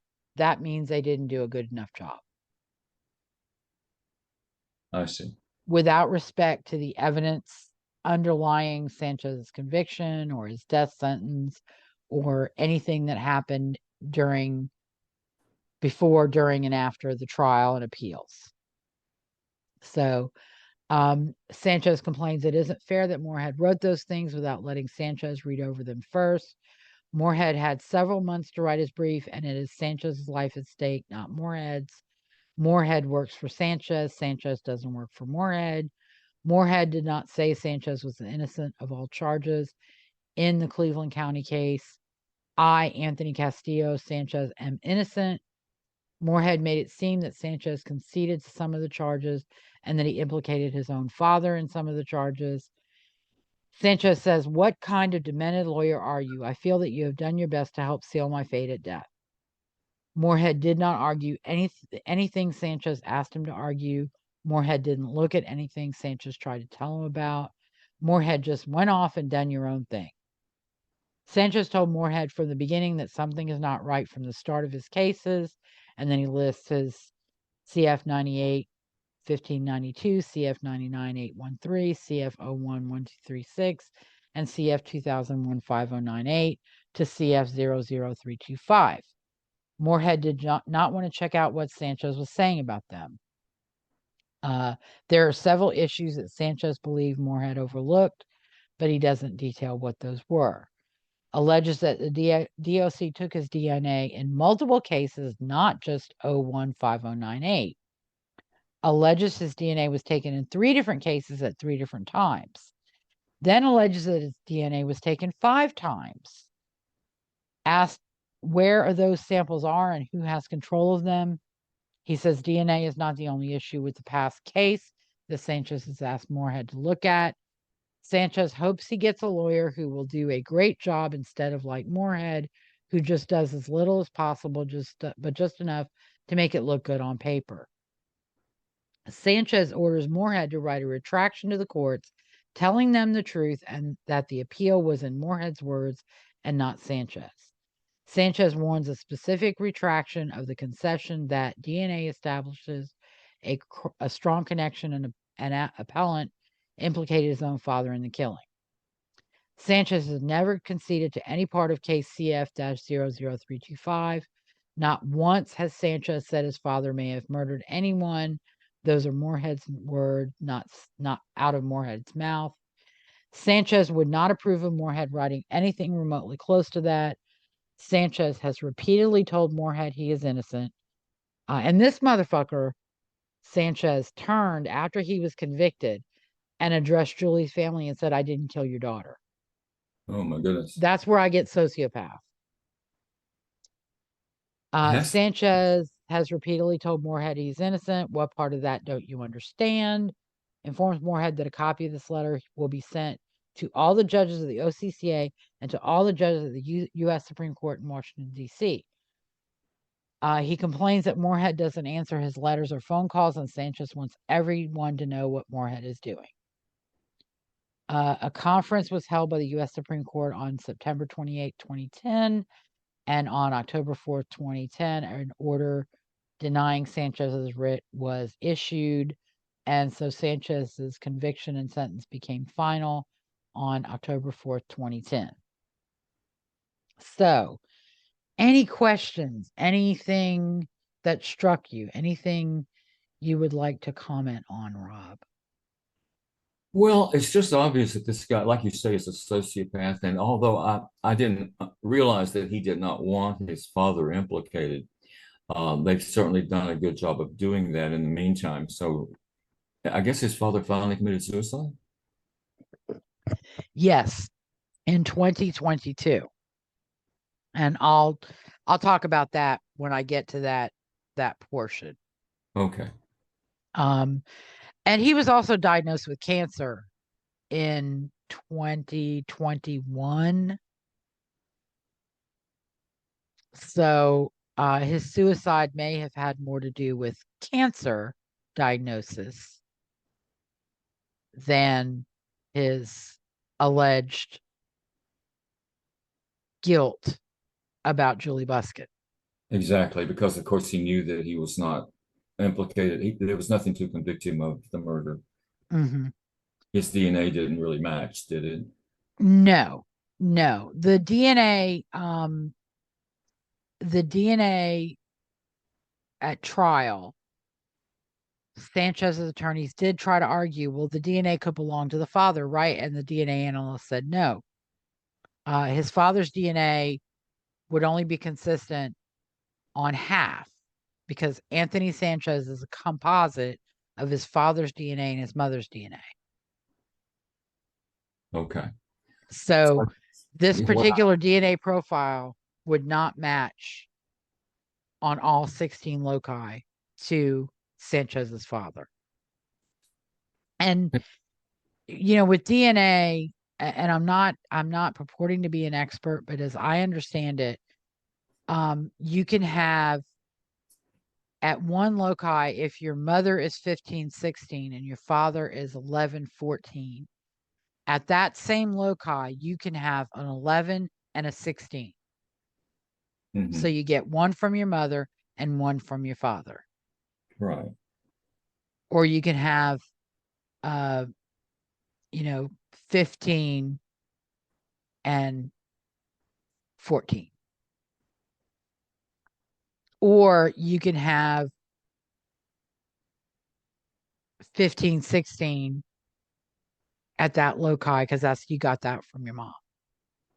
Right. Like I said, I'm not an expert and I'm not a scientific person, but I think primarily it's at each loci you get one allele from your mother and one allele from your father. I think that's right. I mean, as I understand it, that would be correct. So now if your mother and father each have an 11, then you might have 11, 11, or you might have 11 from your father and 14 from your mother. If your father's 11, 16 and your mother's 11, 14. Mm-hmm. So you'll have 11 from your father and 14. But they can't say whether the 11 came from the father or the mother. Now, if they had done YSTR, they might have found something more consistent with Glen Sanchez. But again, they didn't do YSTR, and the 16 loci that they did have excluded Glen Sanchez. And they excluded him before the trial. So then Sanchez moved on to his first round of state post-conviction. His attorneys were Wendy Thomas Hobbs and someone named Lewis, who was cited but doesn't appear on any of the dockets that I saw.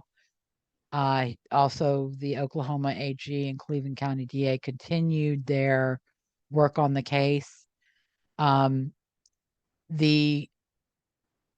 application was assigned number PCD 2006-1011.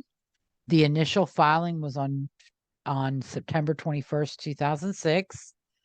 A notice of completion was filed on December 7th, 2006. The record was docketed in the direct appeal on December 12th, 2006. The notice of completion of supplemental record was filed on December 19th, 2006. Notice of compliance was filed on March 20th, 2007, which supplemented the color copies of exhibits. An extension of time was granted on December 4th, 2008 to file a full PCR application, which was due November 26, 2008. The original application was filed on January 26, 2009, because there was an intervening extension of time, second extension of time granted. Sanchez raised Proposition 1, ineffective assistance of appellate counsel for failing to raise a direct appeal claim that Sanchez was erroneously excluded from certain proceedings during his trial, an ineffective assistance of trial and appellate counsel based on the absence of an assurance that jurors were unanimous in their finding that a specific predicate crime supported their finding of the aggravated circumstance that the murder was committed for the purpose of avoiding or preventing a lawful arrest or prosecution, and failure to raise this challenge to the death sentence on direct appeal. Proposition 3, appellate counsel unreasonably omitted a challenge to the sentencing stage jury instructions due to the district court's failure to instruct the jury that a critical factor in sentencing stage had to be found beyond a reasonable doubt, which was in violation of Apprendi versus New Jersey and Ring versus Arizona. Proposition 4 sought relief based on cumulative error. Sanchez also filed a motion for evidentiary hearing and to conduct discovery on January 26, 2009. The court rendered its opinion on April 19, 2010. It found that after carefully reviewing petitioner's application for post-conviction relief and his request for discovery and evidentiary hearing, we conclude there exists no controverted, previously unresolved factual issues material to the legality of petitioner's confinement. Petitioner could have previously raised his asserted grounds for post-conviction review. The grounds for review, which are properly presented, have no merit, and the current post-conviction statutes warrant no relief. His original application for post-conviction relief, motion for evidentiary hearing, and request for request to conduct discovery are denied, and that was by Judge Lewis.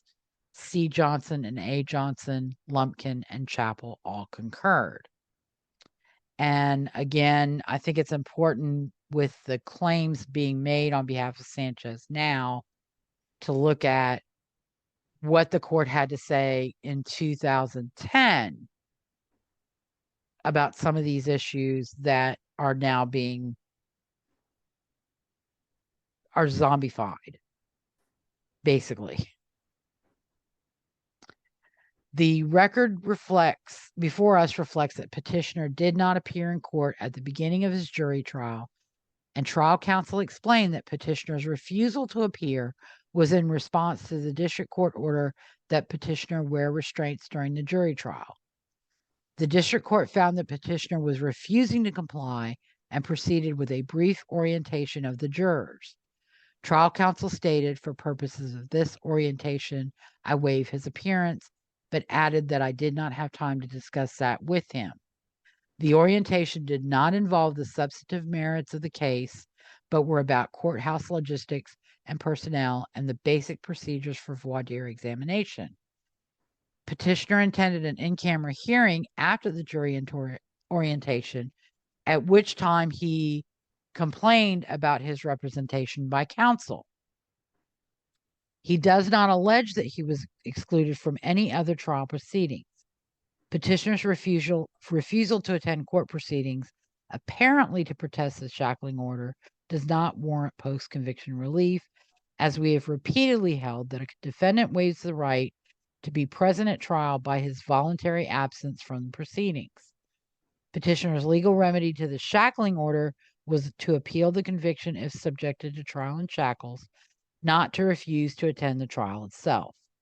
The petitioner has not shown the deficient performance or prejudice necessary for a violation of the right to effective appellate counsel, as he was voluntarily absent from trial and waived his right to be present. Because this claim is not supported by the facts or case law, omission of this issue from the direct appeal was objectively reasonable and requires no relief. The state at trial asserted at least 3 predicate crimes in support of the allegation that petitioner committed this murder to avoid or prevent a lawful arrest or prosecution. We find the evidence sufficiently establishes that petitioner committed several predicate crimes against his victim, including forcible rape, anal sodomy, and kidnapping, and murdered her with the intent to prevent his identification as a perpetrator. Petitioner presents no controlling law requiring that jurors unanimously agree he committed a specific predicate crime in connection with its finding of this aggravating circumstances. Even if there were such an assurance required by law, The jury's unanimous verdicts finding appellant guilty of forcible rape and anal sodomy provide conclusive evidence of unanimity Unanimity, I think. unanimity concerning at least two of the predicate crimes, supporting the aggravating circumstances here. Petitioner fails to show either deficient performance in the omission of this claim on direct appeal or the requisite prejudice resulting from counsel's alleged unprofessional error. Proposition 2 requires no relief. Petitioner acknowledges that our cases applying Apprendi ring in the capital sentencing context have declined to require an instruction telling the jury that it also has to find the aggravating circumstance or circumstances must outweigh the mitigating evidence beyond a reasonable doubt before the jury may sentence the defendant to death. And that cites Glossop versus State, 2007, Oklahoma CR 12, 157 P 3rd, 143. We find no reason to depart from established case law. Because the claim has no merit, its omission from the direct appeal brief was not deficient performance and did not deny petitioner the effective assistance of counsel.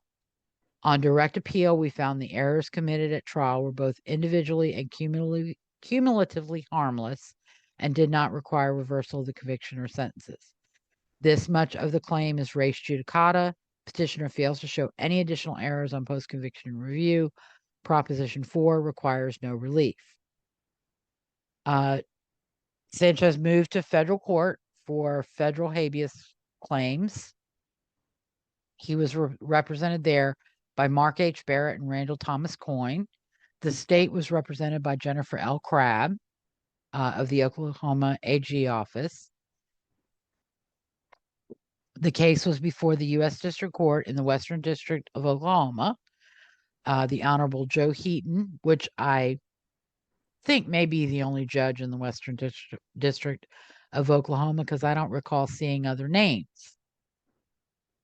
at least not during this period. And the docket number assigned was 5:10-CV01171-HE. So this was handled by a judge only, no magistrate judge. A motion to appoint counsel was filed on November 1st, 2010. An order was entered granting that motion to appoint on November 4th, and Mark Barrett was appointed, and a case management conference was set for December 7th, 2010. A motion to appoint co-counsel was filed, and that was granted on November 10th, appointing Randall Coyne. A scheduling order was entered on December 7th. The petition for habeas corpus was due August 4th, 2011. Motions for discovery were due by August 4th, 2011. A motion for evidentiary hearing would be due by October 4th, 2011. Respondent's response was set to be filed 60 days after filing of the petition. It also ordered the petitioner could file a reply no later than 30 days after the state's response or the warden's response. And the respondent was ordered to transmit the state court record before response would be due. That an order was entered on July 25th, 2011, granting an unopposed extension of time to file petition to September 23rd, and to extend the time to file a request for evidentiary hearing to November 22nd. And this also extended time to file the respondent's response and transmit state court record. Sanchez filed a motion to appoint investigator, which was denied on July 28, 2011. A second unopposed extension of time to file petition was granted on the 19th of September, and the petition was then due on October 2nd, and other deadlines were extended and further deadlines were set in that order.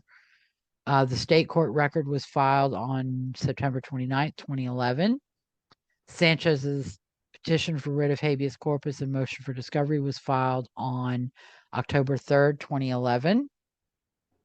And He first, on ground one, he claimed that the older man seen with Juli Busken near the lake, not Sanchez, was implicated as an abductor, whereas neither eyewitness identified Sanchez.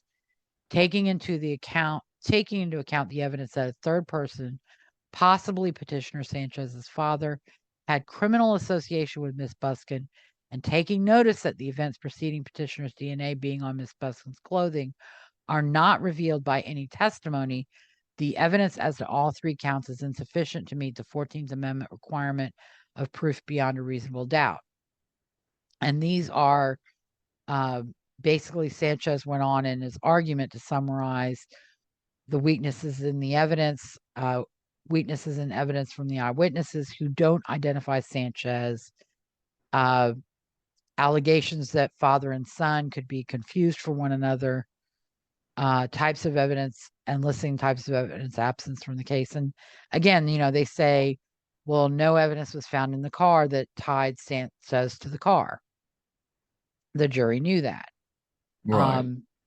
That doesn't mean, and they argue about no DNA found on some swabs and ignore the leotard and the panties. No evidence found on her. They alleged no DNA found on her body, on Juli's body, but his DNA was found in her underwear, which was on her body. So that's a lie. And weren't there some inconclusive DNA found on her body? There was inconclusive DNA on an anal swab, and there was inconclusive DNA on the pajama bottoms. Okay. Which were both determined to have spermatozoa.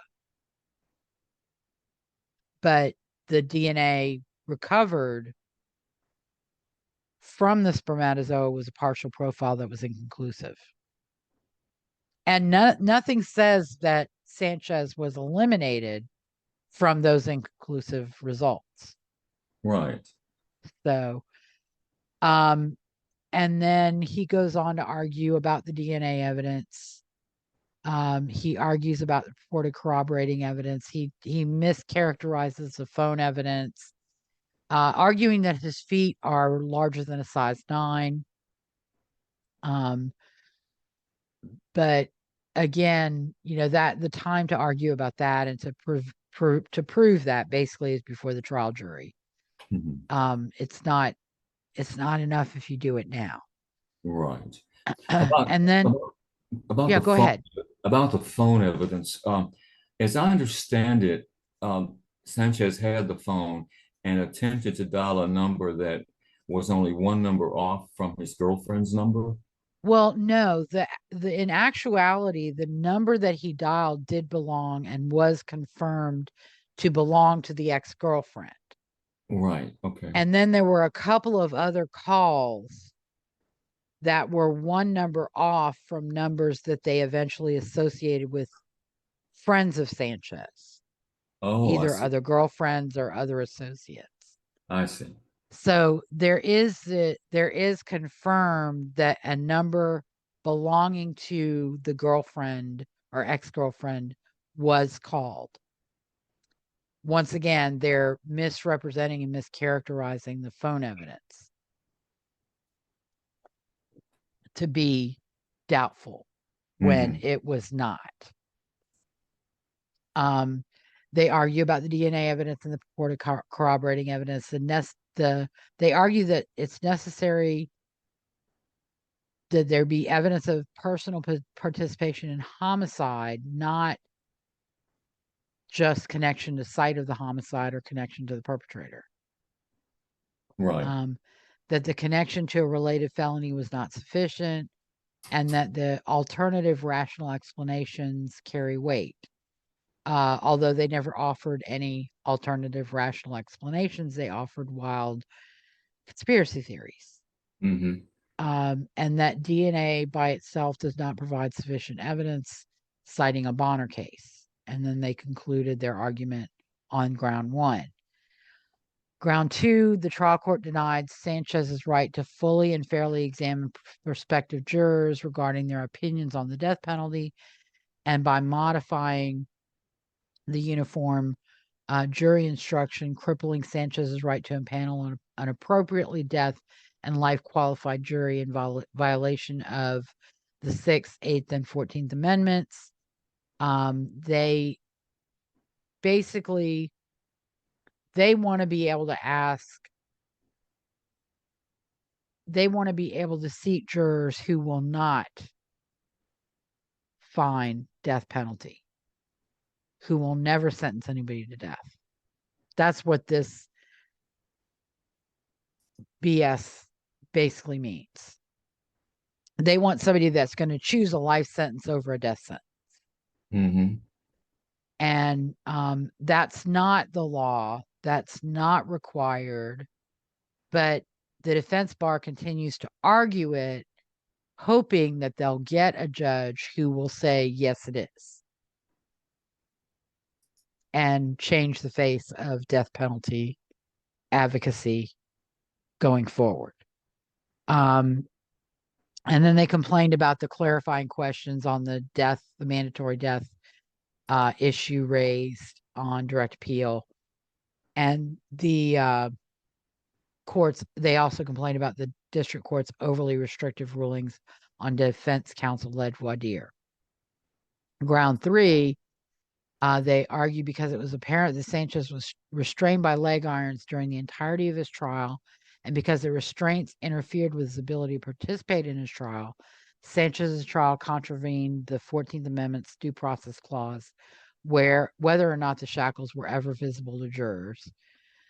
Ground 4, prosecutorial misconduct during the sentencing stage deprived Sanchez of a fair trial, a fair and reliable sentencing hearing, rather. And they cite to some of the improper comments made by the prosecutor and invoking God and characterizing Sanchez as a demon,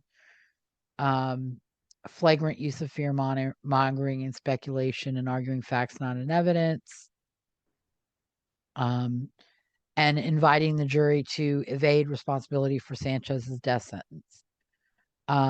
Ground 5, Sanchez's trial counsel failed to present a meaningful case contending that Sanchez was innocent, particularly failing to emphasize the striking connection between the Merriman sketch and petitioner's father. And since counsel otherwise failed to vigorously represent the client's interests, this court should grant relief on the basis of counsel's constitutionally ineffective performance.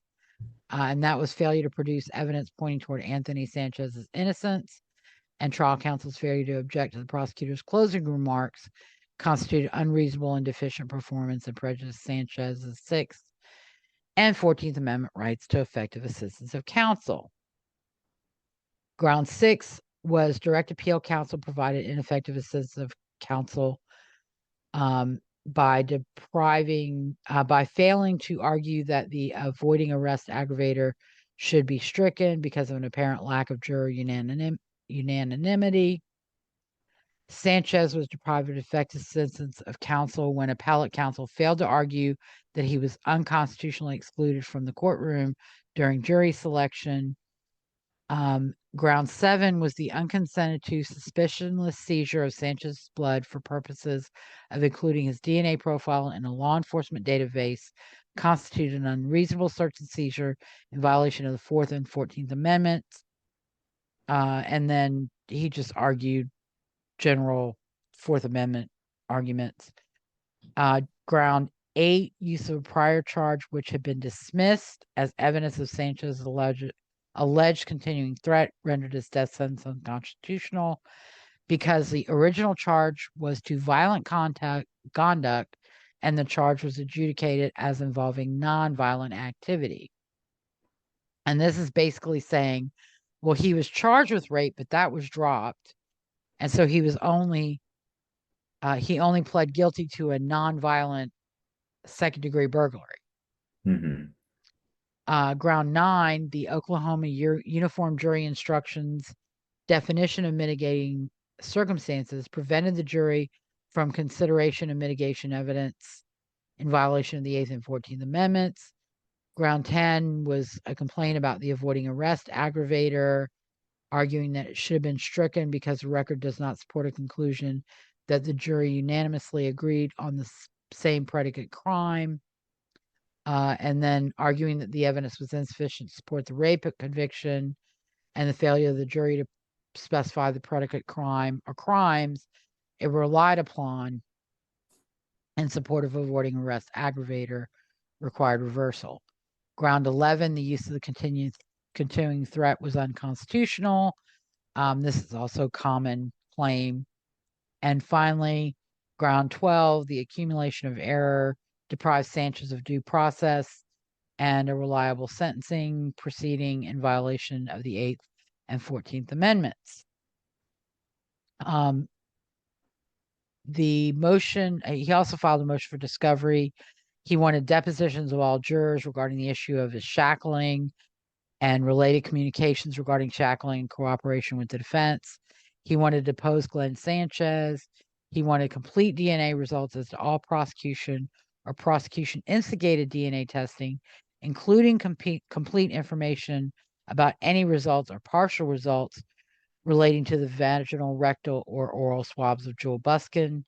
He wanted complete results of all prosecution contacts, direct or indirect, with the 2 Lake Stanley Draper witnesses, Merriman and Kill, including information relating to any attempt by the witnesses to make a photo or in-person identification of Sanchez, and the results of any attempts to identify and the contents of any discussions regarding identification with the witnesses.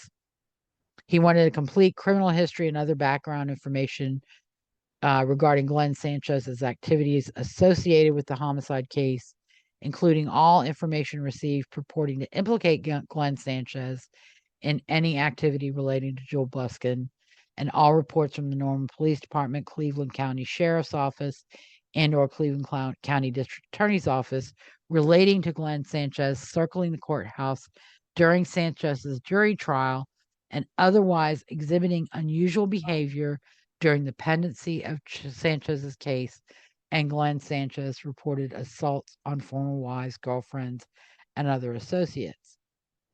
And I think that this, in all honesty, was an attempt to try and set up a Brady claim. Probably. That's probably so. Even though he's your father, you should know this shit better than even the police did. Mm-hmm. But then an amended petition was filed, and that was basically just to correct a signature of counsel that was omitted from the original petition. And then the warden filed an objection to the motion for discovery because it's a fishing expedition. It's basically, that's what it is. He filed a reply in support. Sanchez filed a reply in support of the motion for discovery on October 28th, and basically argued that he's presented information raising questions about whether eyewitnesses can eliminate him as being Jewell Busken's assailant. He has shown reason to suspect his father was the person in the car with Jewell Busken. He has shown there may be additional relevant information relating to DNA testing, and that he has shown there may be additional relevant information regarding jurors' observations of him. The state filed an answer or response to the petition. They argued that the OCCA's determination that the evidence was sufficient to support petitioner's conviction is not contrary to or an unreasonable application of clearly established federal law. Ground 2, the OCCA's denial of petitioner's claim that his jury was not sufficiently life qualified was not contrary to or unreasonable application of clearly established federal law. Ground 3, the rejection of his claim that he was improperly restrained during trial is not contrary to or an unreasonable application of clearly established federal law. That's basically the bar they have to meet.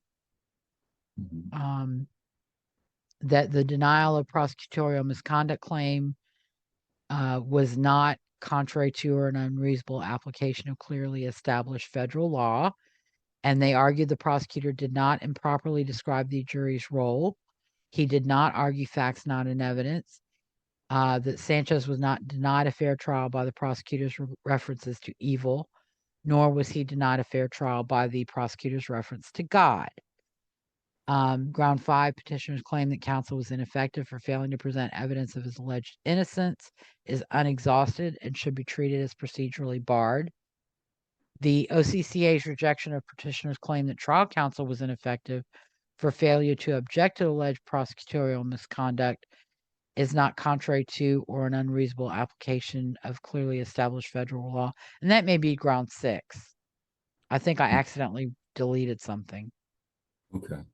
The OCCA's denial of petitioner's ineffective assistance of appellate counsel claim is not contrary to or an unreasonable application of clearly established federal law. Basically, trial counsel or appellate counsel doesn't have to raise arguments that aren't going to work.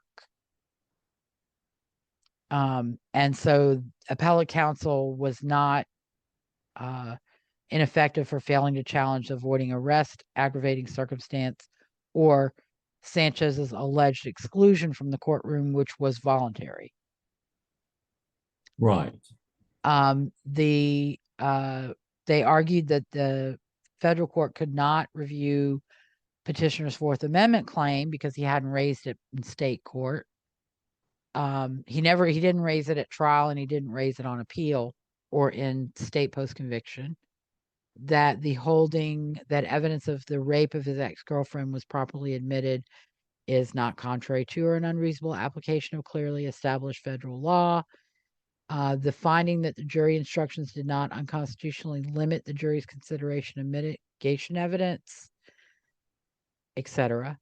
The OCCA's determination that the jury properly found the avoid arrest aggravating circumstance, that the rejection of petitioner's claim that the continuing threat aggravating circumstance was unconstitutional, and that because the OCCA properly rejected all of claims presented to it, petitioner is not entitled to habeas relief on a claim of cumulative error. Sanchez then went on to file a motion for evidentiary hearing, and basically, he's presented facts indicating that someone other than Sanchez perpetrated the offense, making more or less the same arguments he made in the motion for discovery, highlighting the weaknesses in the evidence, like the shoe pattern could have matched thousands of shoes and were not conclusively matched to him. But, shoe impressions are consistent with or not consistent with. They're not to the exclusion. Yeah.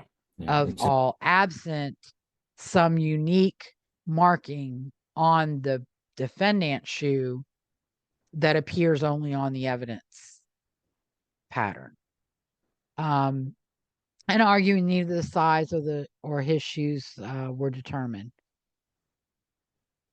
And he also argues about what happened was they found a bullet in the home Sanchez shared with his father and girlfriend.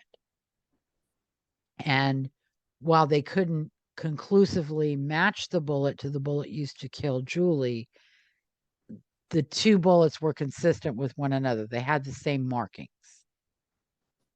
And they never recovered the specific weapon. But they argue about that, weakness of that evidence. And he wants a hearing to support his actual innocence claims. Mm-hmm. The warden filed a supplement to the answer to complaint, which basically filed a copy of an unpublished Oklahoma Court of Criminal Appeals decision that Sanchez had cited. They also filed an objection to the motion for evidentiary hearing. Sanchez filed a reply in support and a reply in support of his petition. And on March 28, 2012, the court entered its findings and basically found that Sanchez had failed to present any specific allegations sufficient to demonstrate a showing of good cause to warrant discovery, that he had not demonstrated good cause regarding any discovery pertaining to his father.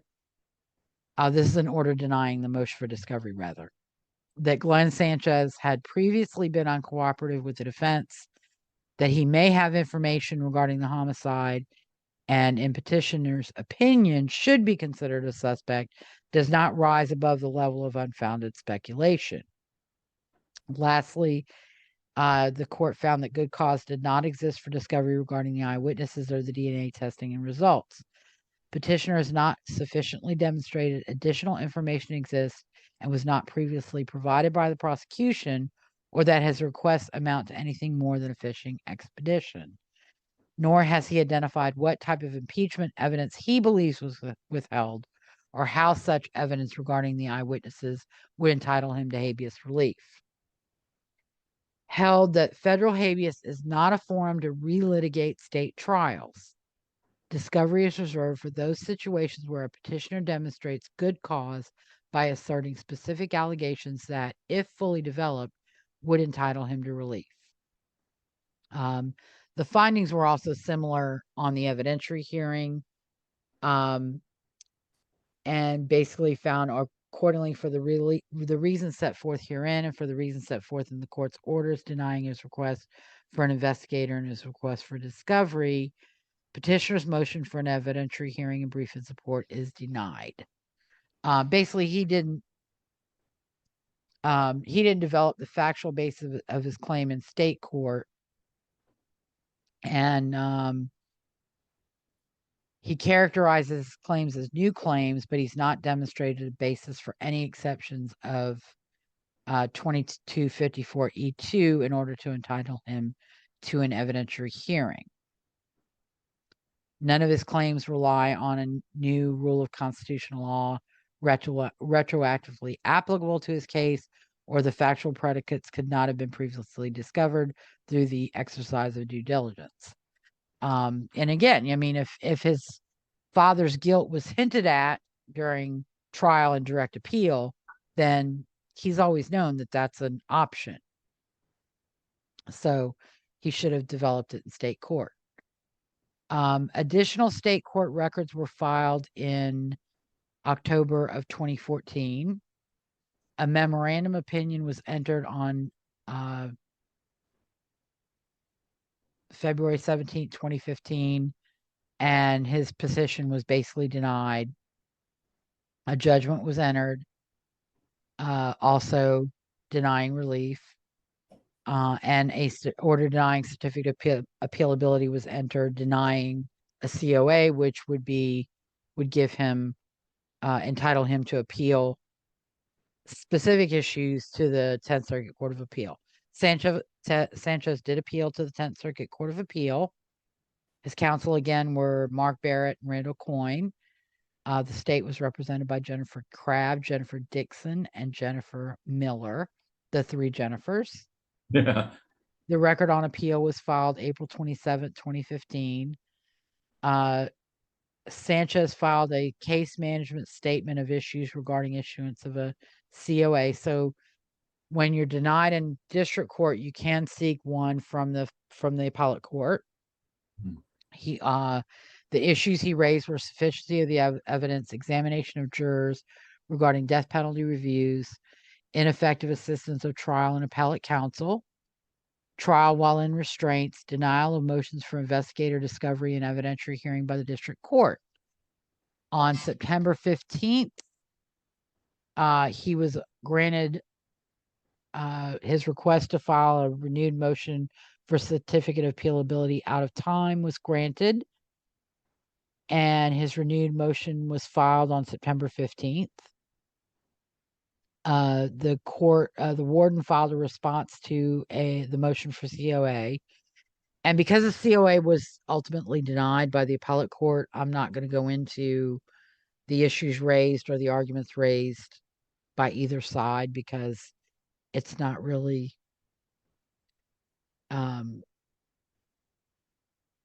it's not really necessary, I don't think. If I look at the case again, I may go there, but right now I don't think there's any need to go there. Well, correct me if I'm wrong, but isn't he raising the same old issues over and over again? Correct. Yes, he is. And so, yeah. But, and that's another reason why I'm not going to just keep repeating them. The opinion was entered on January 6, 2016. And the court held that an inmate's renewed request to the merits panel for a certificate of appealability was denied, as he failed to make the requisite showing pursuant to 28 USCS section 2253C2. There was no showing that he was denied a constitutional right because, as to claims that the evidence was not sufficient to support his convictions, his counsel was ineffective, or that the jurors were not properly examined as to their death penalty view, reasonable jurors could not debate the decision, the challenge was not exhausted, or it was procedurally barred. Moreover, the inmate failed to sufficiently rebut the presumption that the state appellate court correctly found that the shackles used during his trial were not visible. So the outcome was request for COA denied. And I want to repeat this finding because this is the crux of why Anthony Sanchez was convicted and why the courts have not granted his request for relief, no matter what the issues were that he raised. Throughout this case, including now, Mr. Sanchez cannot overcome the DNA evidence from sperm found on the victim's clothing linking him to the crimes. He has not impeached that evidence, including the expert's testimony that his DNA would have common alleles with his father, the only person Mr. Sanchez points to as a possible alternative perpetrator in the case, but that their DNA would not be the same. The corroborating evidence of Mr. Sanchez's shoe prints at the murder scene and the call from the victim's cell phone to Mr. Sanchez's ex-girlfriend the day following the crimes undermines any suggestion, which is implausible in the first place, that his DNA was planted on the victim. Mr. Sanchez also seeks a certificate of appealability on whether his trial counsel was ineffective in failing to investigate and present evidence that another person, his father, committed the crimes. The district court found he had not exhausted the claim in state court and had not made an actual innocence showing to excuse the procedural default. Mr. Sanchez has attempted to demonstrate actual innocence by theorizing that the evidence might have shown his father committed the crimes. As addressed above, Mr. Sanchez's argument fails because DNA evidence linked Mr. Sanchez to the crime scene, and although his DNA shares common alleles with his father's, their DNA is not the same. Mr. Sanchez has provided no basis on which reasonable jurists could debate either the district court's procedural ruling or whether Mr. Sanchez has made a substantial showing of a constitutional violation. We therefore deny a certificate of appealability. Of course, he filed a request for an extension of time at the U.S. Supreme Court, which was granted, and he was given an extension to June 6, 2016. His petition for writ of certiorari was filed on June 6, 2016. The respondent brief was filed by the warden. He filed a reply on July 11, 2016. A conference was held on September 26, 2016, and the order denying his writ was filed on October 3rd, 2016. So, any thoughts, questions? Not really. I think you're doing a great job in presenting the evidence. I mean, it just amazes me that all of these things have to be relitigated over and over again, because there's no way to get around the DNA, and then the other evidence that supports the DNA is pretty conclusive. Mm-hmm. Yeah. So, all right. So he went back to federal court on with the same counsel, Mark Barrett and Randall Coyne. He filed a request at the 10th Circuit Court of Appeal to file a second or successive petition of writ of habeas corpus pursuant to Hearsay versus Florida, which was decided by the U.S. Supreme Court in 2015.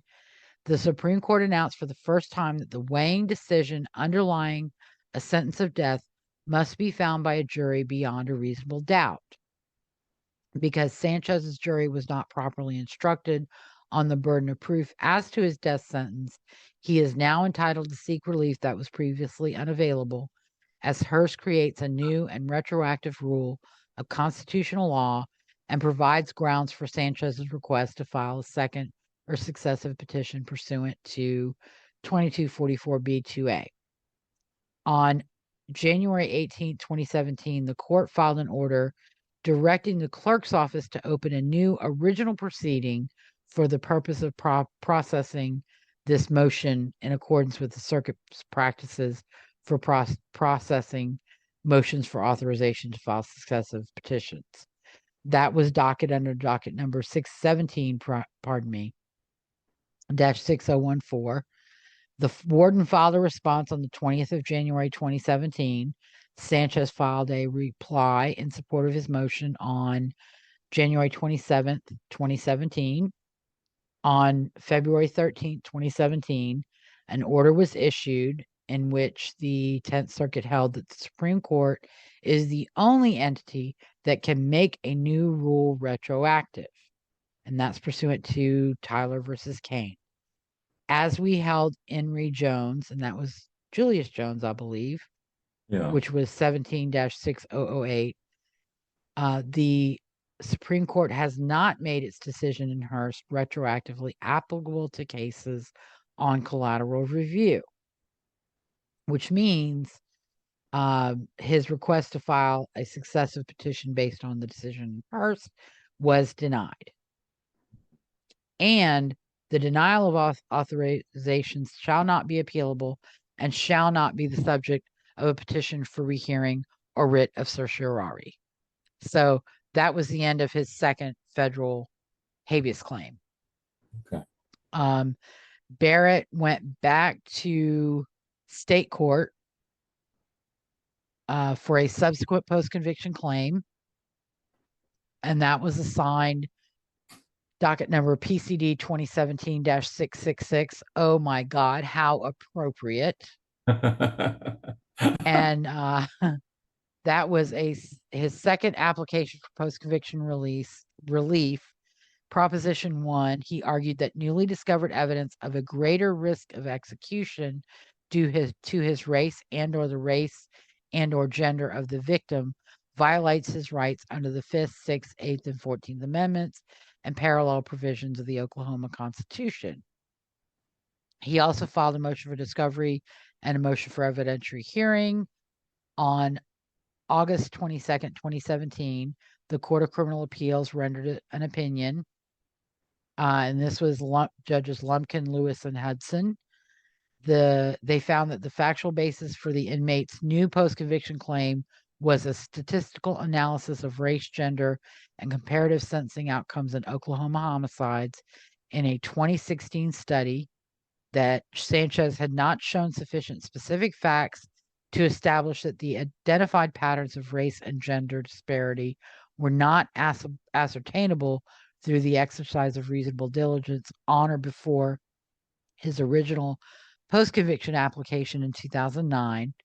The post-conviction relief on that claim was procedurally barred, that his proffered evidence, even if proven and viewed in light of the evidence as a whole, was insufficient to establish by clear and convincing evidence that, but for the alleged error, no reasonable fact finder would have found him guilty of the underlying offense or would have rendered the penalty of death, and the application was denied.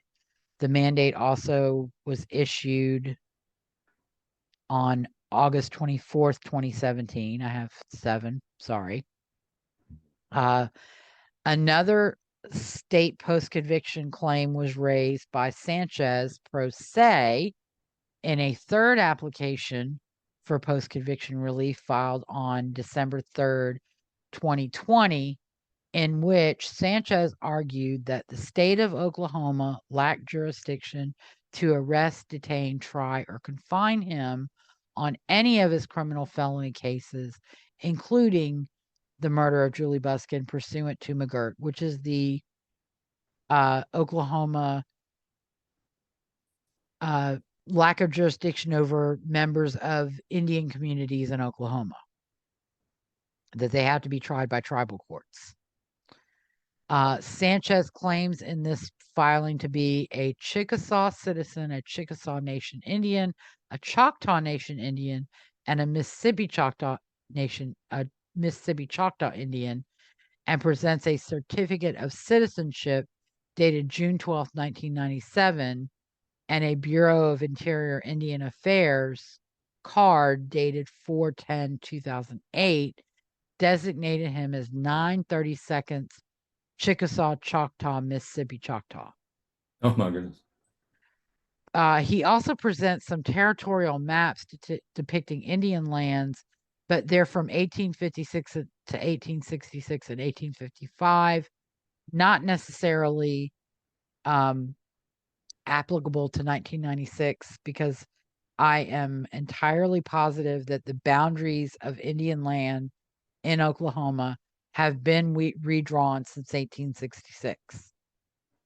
He also he had one of Lake Stanley Draper saying that that's smack dab in the middle of tribal land. He seeks a little compassion and forgiveness, and to be exonerated of all charges, and to be immediately substantially compensated, all court costs, court fines, all court bills to be immediately completely nullified. He also filed an affidavit of in form of papyrus on December 3rd, 2020, which basically so that he could get court-appointed counsel. On February 24th, 2021, the Court of Criminal Appeals filed an order declining jurisdiction, ruling that the court will only entertain applications for post-conviction relief if petitioner has sought and been denied relief in the district court. And that's pursuant to Rules 5.1 and 5.2a of the Rules of Oklahoma Court of Criminal Appeals, Title 22, Chapter 18, 2021. Petitioner is required to file with this court, among other things, a certified copy of the district court order denying the request for relief. So Sanchez needed to go to the district court with his claim that the state lacked jurisdiction because he was a member of an Indian tribe. Is this the first case you've known about that alleged this? No, this was alleged by Benjamin Cole because the daughter that he murdered was a member of an Indian tribe. Right, I remember that now.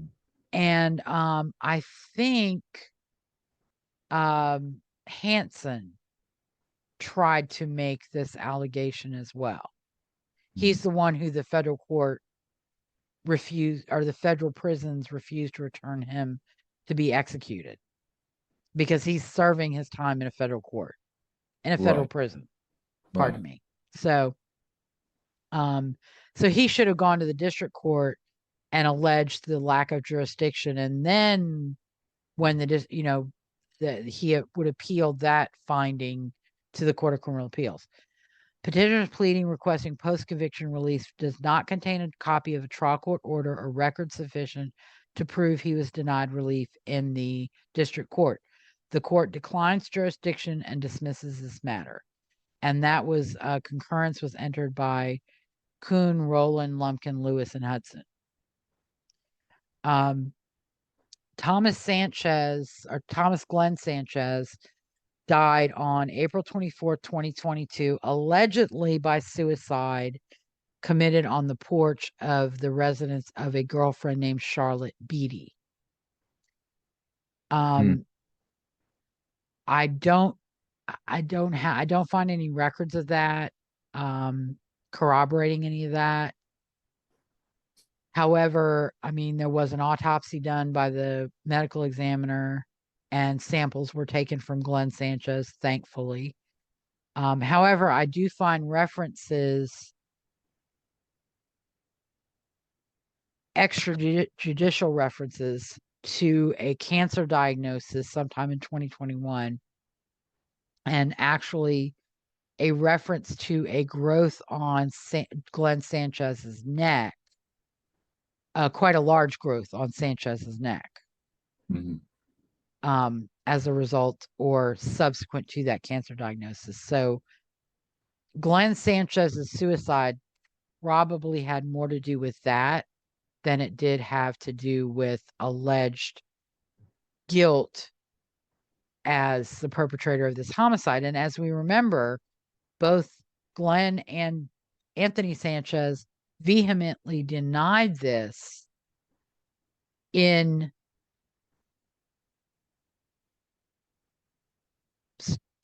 documents provided to the Court of Criminal Appeals. I would say the suicide was about other things in his life, probably cancer, because he'd been under this kind of allegation by Anthony's attorney since early in the 2000s. Yes, it may, but it may have been more the cancer diagnosis. He was also, I believe, a lifelong alcoholic. And there are references, again, extrajudicial to opioid addiction. Oh, okay. And so those can contribute to a rapid decline in mental and emotional health. Sure. And can also contribute to suicidal ideation, especially when paired with a cancer diagnosis and a large growth on the neck or face. That something has to be done about, and it's going to be substantially disfiguring. Exactly. So at this time, counsel for Sanchez remained Mark Barrett and Cleveland County DA, Oklahoma AG. On February 3rd, 2023, Barrett filed on behalf of Sanchez a fourth application for post-conviction relief in a death penalty case, alleging that newly discovered evidence establishes and/or provides a reasonable likelihood of an evidentiary hearing establishing by clear and convincing evidence that Sanchez would not have been convicted and would not have received a death sentence if all evidence pointing towards the guilt of Thomas Glen Sanchez, petitioner's father, had been known to the jury.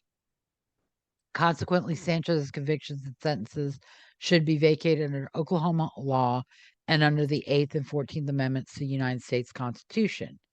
The alleged evidence excluding Sanchez is the 18 unidentified fingerprints from the car, 2 eyewitnesses who failed to identify Sanchez as the perpetrator they saw in the car, the first witness describing a man older than Busken when Sanchez had just turned 18, the second witness testifying he had not seen the man in the car since December 20th, 1996, and that a sketch produced by the first witness seeming to match a 1996 photo of Thomas Glen Sanchez. Charlotte Beatty, a girlfriend of Glen Sanchez, reported that he confessed to being the person who committed the homicide. Beatty first heard Glen confess in July of 2020, but was too afraid of him to discuss the matter with anyone during Glen's lifetime. Sanchez died on April 24th, 2022. Undersigned counsel was told about Glen's confession on December 6, 2022, and engaged an investigator on December 7, 2022.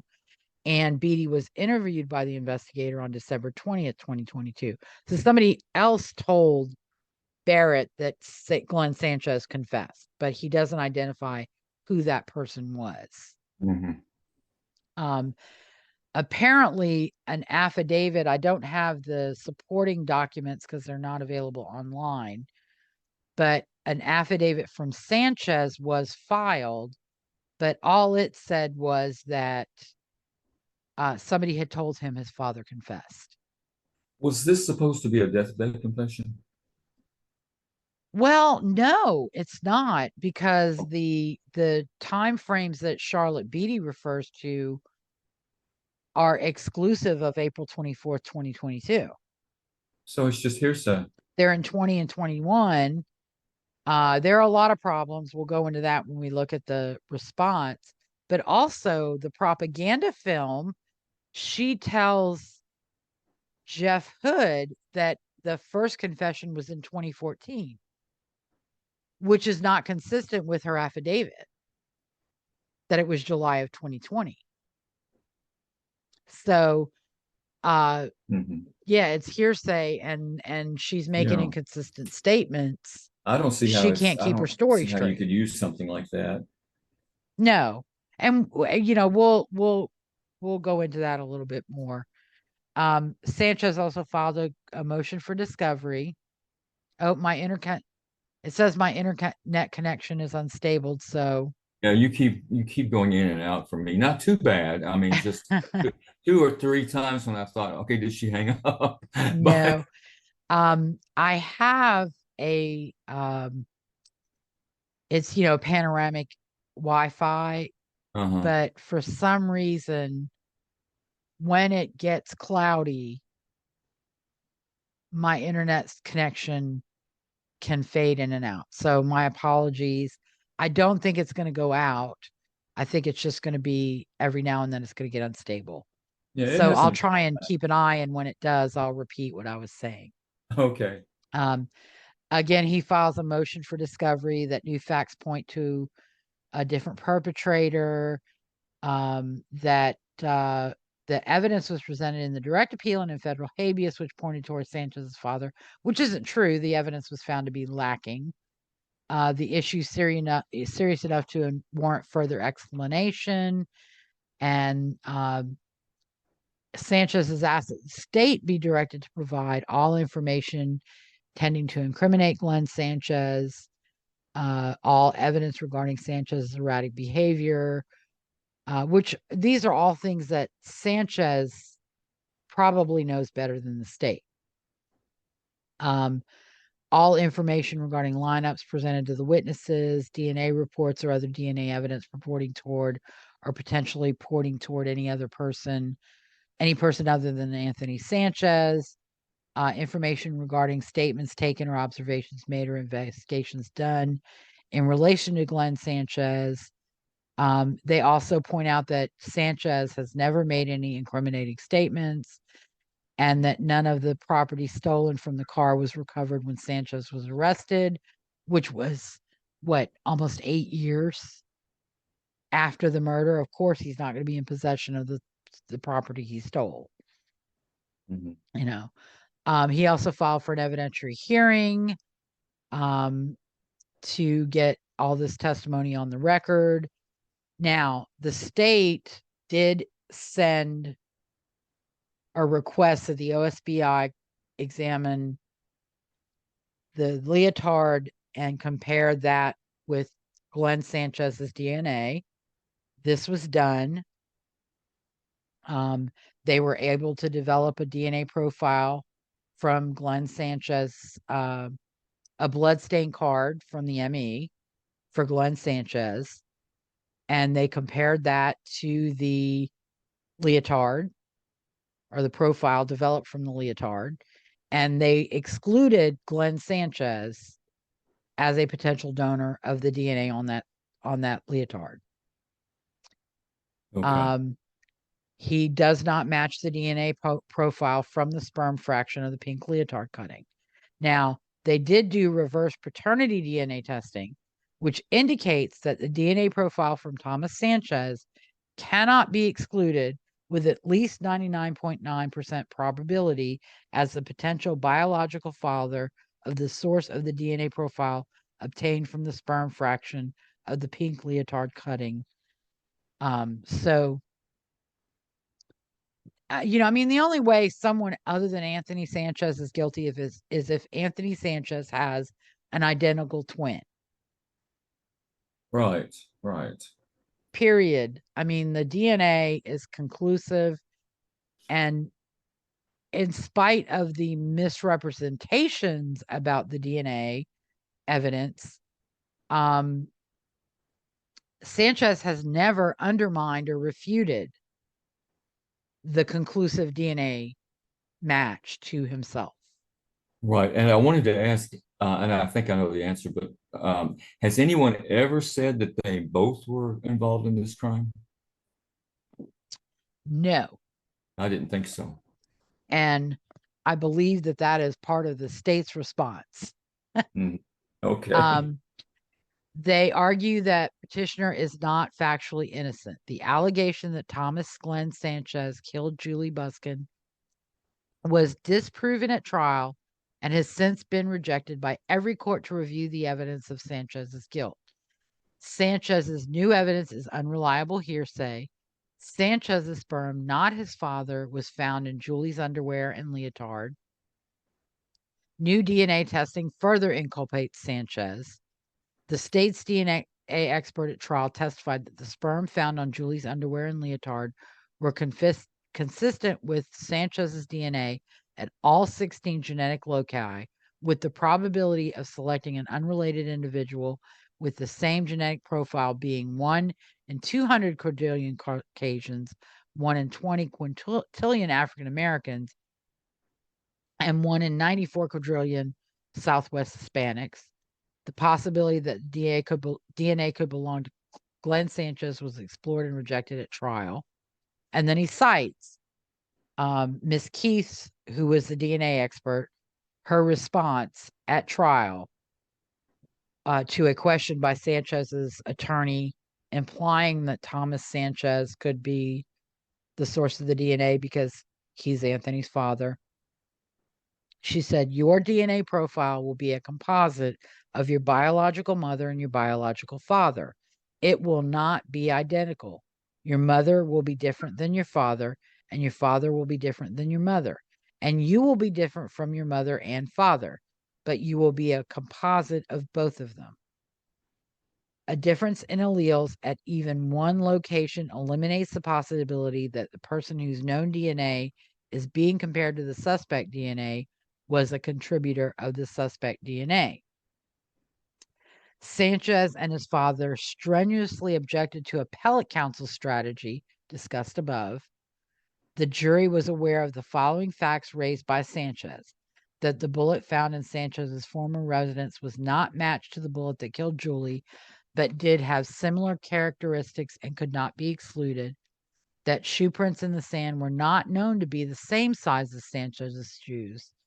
Sanchez's fingerprints and hair were not matched to the unidentified fingerprints and hair found in Juli's car, that the two witnesses who saw Sanchez driving to and from Lake Stanley Draper did not identify Sanchez as the man they saw almost 10 years earlier, that one of the witnesses believed the man she saw was older, and it was in the response to this that I think a footnote said she admitted that she's not good at judging people's ages. And again, she wasn't questioned for 2 years. So by the time she was questioned, her perception was that the man she saw was 25 or 30.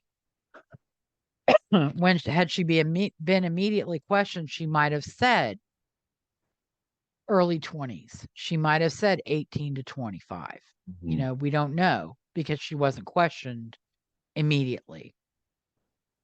It does make a difference. I mean, time will change your memories, and whatever she learned about the case or whatever may have had made some contribution to, how she remembered the man. Right. And that in petitioner's opinion, the sketch produced by that witness resembles a photograph of Thomas Glen Sanchez. With the exception of the photograph, the jury was aware of all the facts relied on by Sanchez. Every court to have considered these arguments has concluded that the DNA and other corroborating evidence supported the jury's verdict. Sanchez's new evidence fares no better. There is no hearsay exception which would permit consideration of the alleged statements. There are no corroborating circumstances which clearly indicate the trustworthiness of the statement so as to render it admissible. The affidavit and the alleged statements are wholly untrustworthy and would not be admissible under the exceptional circumstances exception. The statements do not cast doubt on Sanchez's conviction. Glen Sanchez provided no details which might have corroborated his confession.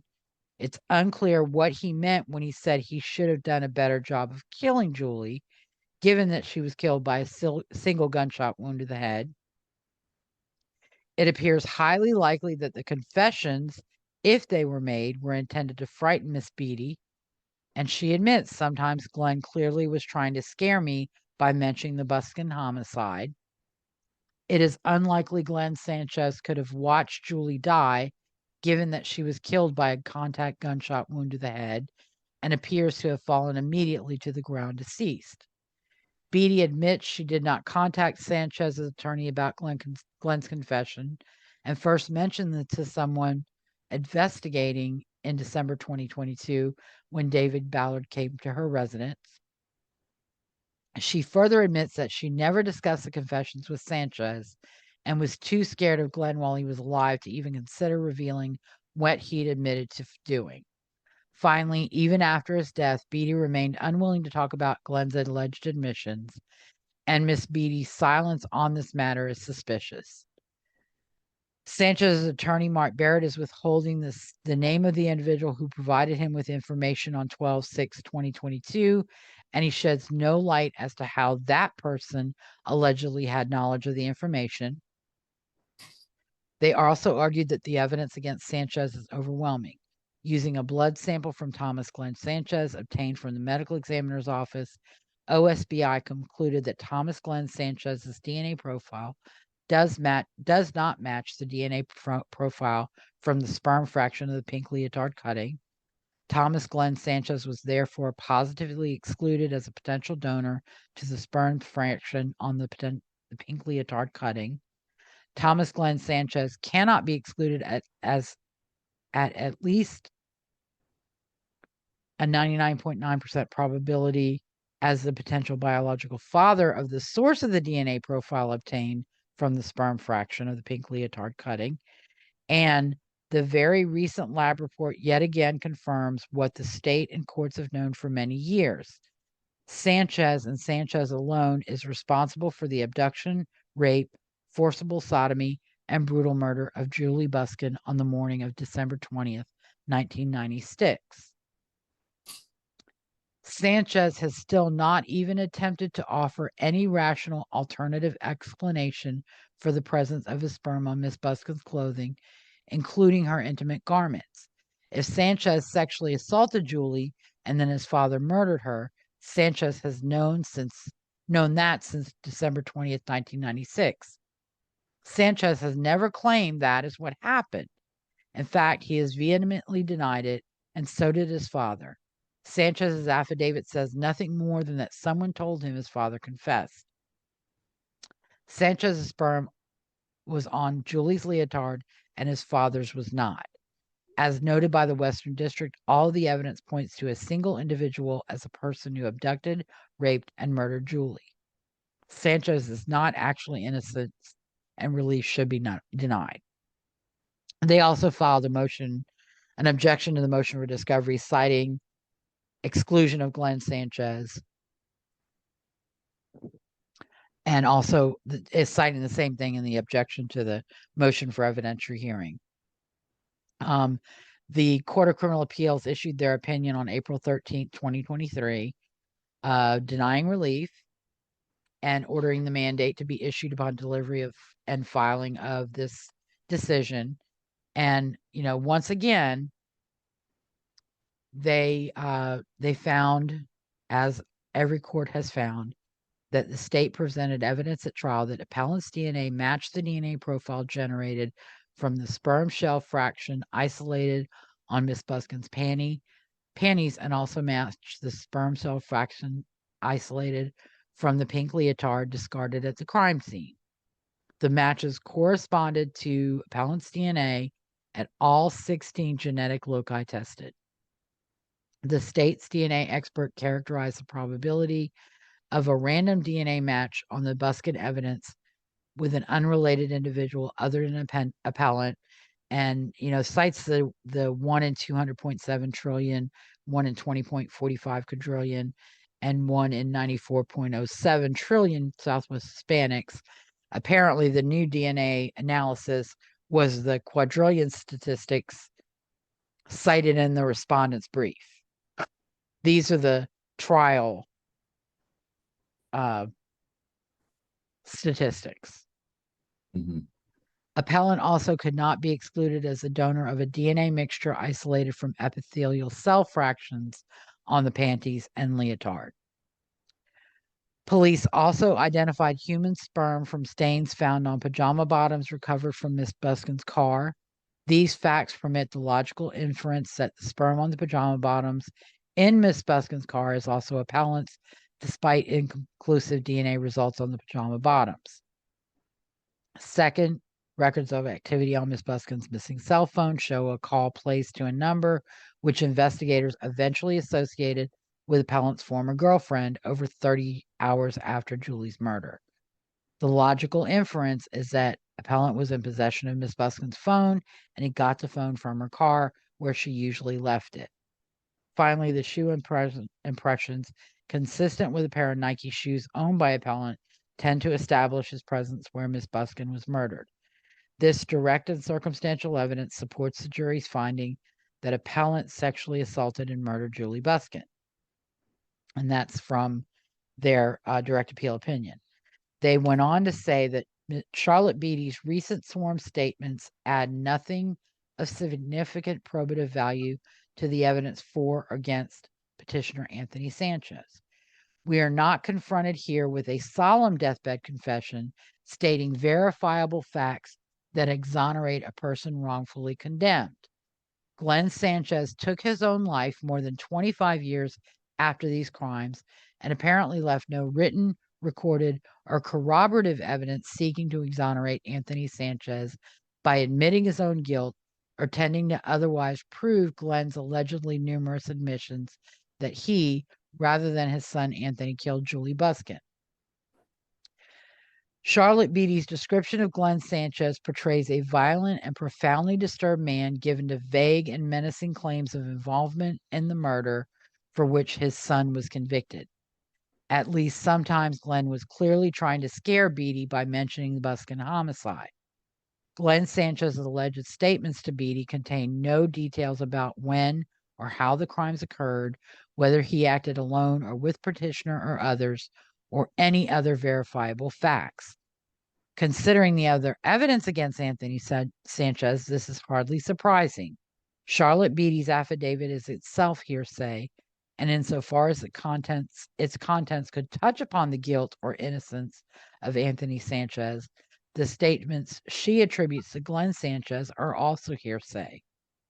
Though a confession of guilt is plainly incriminating evidence against its maker, Glen Sanchez's alleged confessions would almost surely be inadmissible in any legal proceeding if offered to exonerate Anthony Sanchez of the Busken murder. The Oklahoma Evidence Code provides that where a hearsay declarant is unavailable to testify, as in this case, a statement tending to expose the declarant to criminal liability and offered to exculpate the accused is not admissible unless corroborating circumstances clearly indicate the trustworthiness of the statement. We find the statements attributed to Glen Sanchez by Charlotte Beatty are not corroborated by the remaining evidence, and the circumstances appearing to this court do not clearly indicate the trustworthiness of the statements. Indeed, considering the remaining evidence, even if Glen Sanchez had confessed his guilt on the witness stand under oath at Anthony Sanchez's murder trial, no reasonable fact finder would have acquitted Anthony Sanchez of killing Juli Busken. We conclude that Glen Sanchez's confessions, even if proven to have been made to Charlotte Beatty when viewed in light of the evidence as a whole, do not establish by clear and convincing evidence that but for this new information, no reasonable fact finder would have found Anthony Sanchez guilty of Juli Busken's murder or rendered the penalty of death. Post-conviction relief on this previously unavailable factual basis is procedurally barred. Petitioner's motions for discovery and evidentiary hearing are also denied. His motion for discovery does not rebut the presumption of prior compliance with discovery or raise any substantial question of compliance with earlier discovery orders, nor does he establish that the material being sought would have resulted in a different outcome at trial. The motion for evidentiary hearing to further develop the allegations in Charlotte Beatty's affidavit does not establish by clear and convincing evidence that any proposed testimony has or is likely to have the required support in law and fact to be relevant to the allegation raised in the application for post-conviction relief. No relief is warranted. So after that,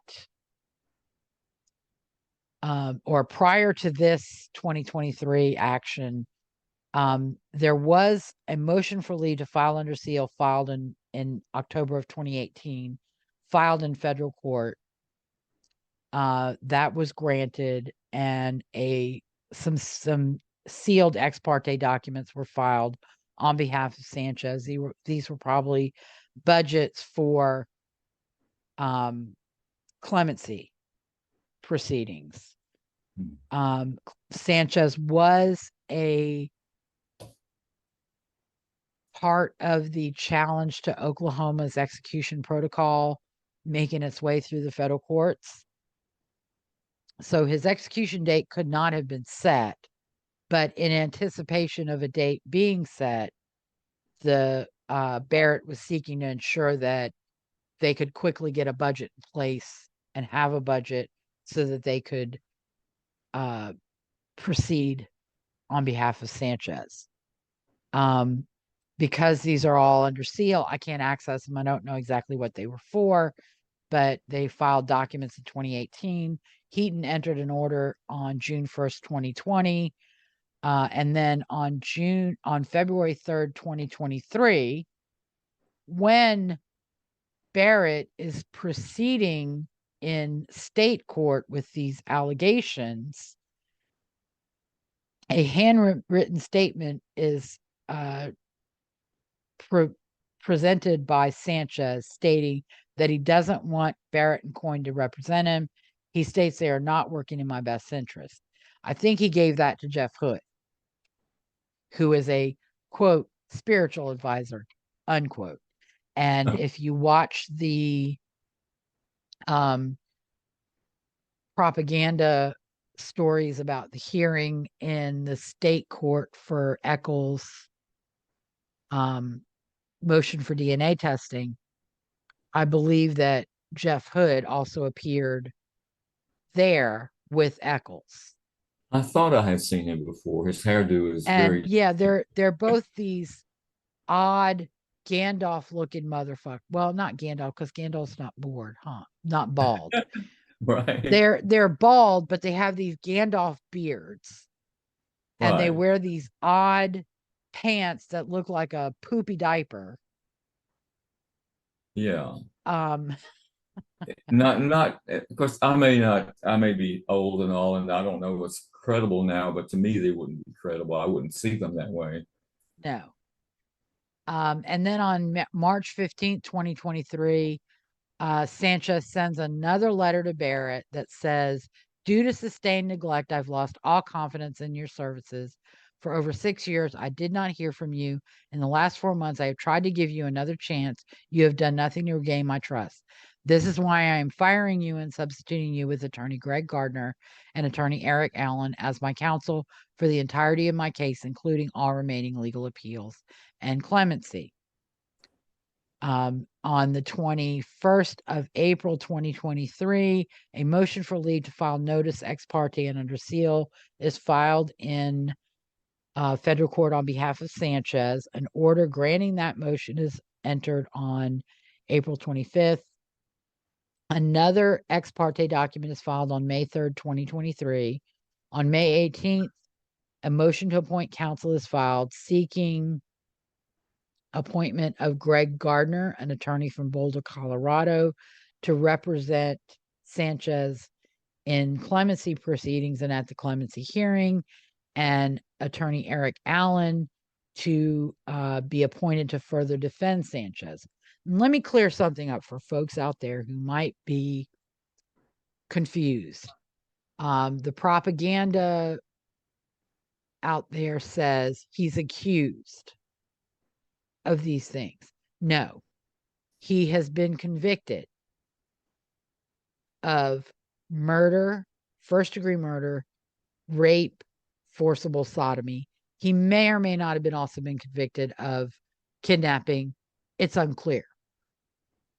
So These are not accusations. This is not defense.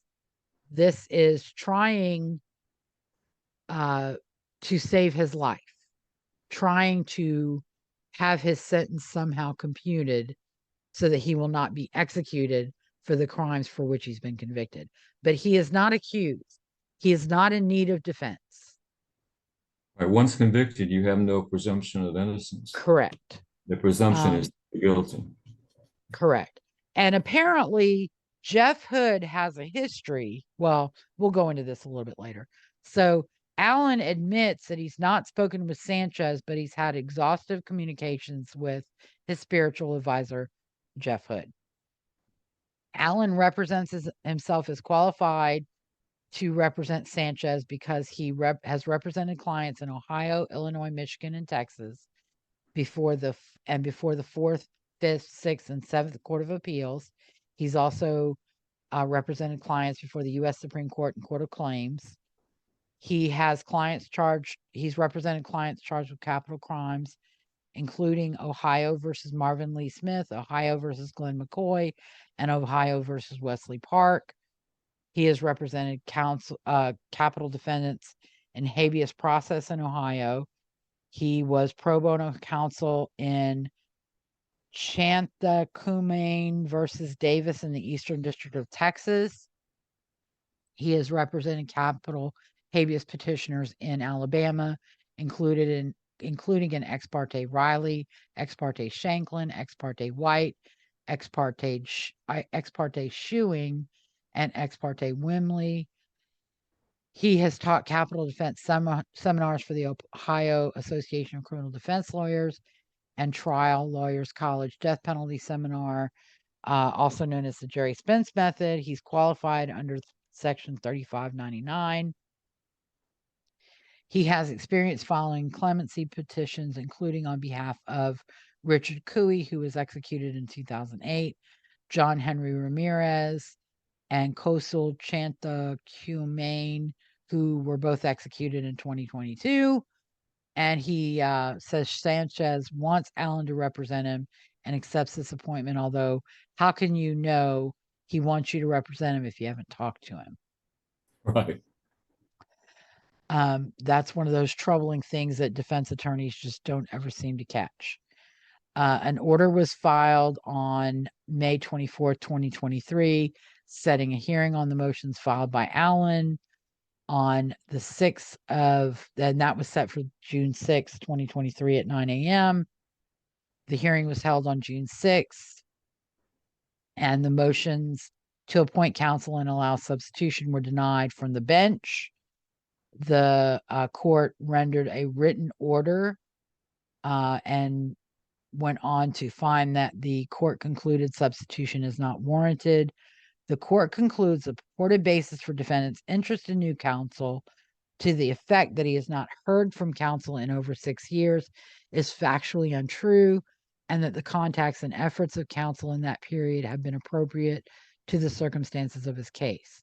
Further, the court concludes defendant's statements to the contrary reflect pressure and coaching from his nominal spiritual advisor, Mr. Jeff Hood, which is consistent with Mr. Hood's efforts in other cases to inject himself into the relationships between capital defendants and their counsel, and that such efforts are motivated at least in part by considerations other than the best interest of the client. And Hood was initially denied access to a capital defendant who was due to be executed, and I can't remember. I believe that might have been Eisenberg, but I'm not sure.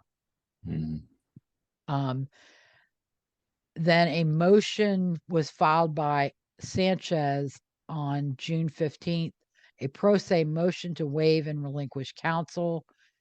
Sanchez claims counsel have only contacted him a few times in the last 6 to 8 years, claims such abandonment has created a toxic atmosphere, claims to have no trust in the direction they are trying to take his case in the coming months, and saying he intends to pursue clemency and all further appeals pro se for himself. He understands that there are dangers in representing himself because he faces execution on September 21st, 2023. He acknowledges that there are possible consequences, but he has to fight for himself because no one else will. Attests that his waiver is made knowingly, intelligently, and voluntarily, and that he has consulted his family and an outside attorney about his decision. So what do you think his end game is here? I mean, I don't know. I think that more likely than not, the attorneys will not pursue these wild conspiracy claims about the DNA evidence, and they won't lie to the courts the way Jeff Hood has no problem lying to the public. I think he may have also been convinced that pursuing this in the court of public opinion is the way to go. I know that in the last month, aside from appealing the denial of the motion to substitute and appoint new counsel, he hasn't filed anything. are there any celebrities backing him up? I mean, does he have Kim Kardashian or any of Not the that I have seen yet.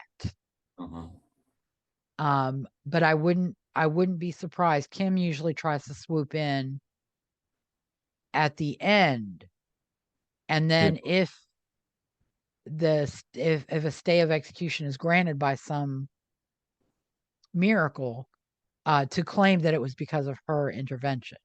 Exactly. Yeah. Even though her intervention had zero to do, as some would say, fuck all to do with, Exactly. I mean, Rodney Reed didn't get a stay of execution because of public pressure and Kim Kardashian. He got a stay of execution because he presented fabricated affidavits that said Jimmy Finnell confessed. Mm-hmm. And that those were strong enough to require development at a hearing, where they were found to be lacking any credibility. Right. On the 22nd of June, Sanchez filed a pro se motion to invoke my right not to pursue clemency. He claims that even though he is demonstrably innocent, the PPB is never going to listen to him, believes the board is incapable, and has too many people with a direct interest in keeping things the way they are or the way they've always been. He says he will not be part of that. I am not the state of Oklahoma's punching bag. I have chosen to pursue my innocence through other fairer means. Read Court of Public Opinion. Sanchez has realized my attorneys were too damn incompetent to help me prove my innocence. He started to look for other attorneys, and the Western District denied his right to have attorneys from his choosing. He is in the middle of constructing a variety of motions, including an actual innocence motion, to file on his own. He is not doing the clemency hearing, which will free him up to spend the precious time he has working to prove his innocence and not working on clemency. He wants to prove that he did not kill Juli Busken. He wants to be declared actually innocent. You just don't offer a forum for accomplishing that. I've seen you smash demonstrably innocent cases repeatedly. Again, he attests his waiver is made knowingly, intelligently, and voluntarily, and that he's consulted his family, spiritual advisor, and an outside attorney about his decision. And he says, I am the person facing an execution date on 9/21/2023. And in all caps, he says, I cannot waste any more time on this broken process. So he's a martyr now, basically. Yeah, he's painting himself as a martyr, as an actually innocent. And all the anti-death penalty groups will say he was actually innocent and that his father was the real killer, the same way that if Rodney Reed is eventually executed, they will say he was actually innocent and proven actually innocent, and Jimmy Finnell was the real killer. Right. On July 17th, 2023, a motion for order to determine file disposition was filed by Barrett, including a copy of a request for his file by Sanchez. And basically, Barrett's seeking guidance from the court regarding whether Sanchez is entitled to the entirety of counsel's files. They cite that the documents in the files would have to be redacted because they contain birth dates and social security numbers. The files contain reports that were not used at trial that contained incriminating and potentially incriminating information about Sanchez, and that Sanchez claims a constitutional right to the entirety of the files, but cites no authorities. For the above reasons and upon the above authorities, counsel requests an order that for the present, the documents to be provided to Mr. Sanchez shall consist of the trial transcript, absent the jury selection portion, and moves that Mr. Sanchez be informed that if he requests additional documents, those requests should be limited to specific documents known to exist. They also filed a motion to withdraw, seeking to withdraw himself in coin. And this is more likely than not due to the allegations being made by Sanchez. Sanchez filed a pro se notice of appeal on July 17th to appeal the June 6th order to the 10th Circuit Court of Appeals. That has been lodged as docket number 23-6095. The record on appeal has been transmitted. An entry of appearance has been filed on behalf of the AG, and Sanchez was served by U.S. mail. An order was entered that the case is being considered for summary disposition, and a response was due by 7/28/2023 by counsel for Anthony Castillo, and proceedings in the appeal were suspended, and that was served on July 18th. I didn't check the docket to see what was filed or if anything was filed. I'll check on that another time, and we'll talk about the case maybe again after September 21st. Okay. Sanchez's execution was scheduled on July 1st, 2022, as a phase 2 date, and the original date was April 6th, 2023.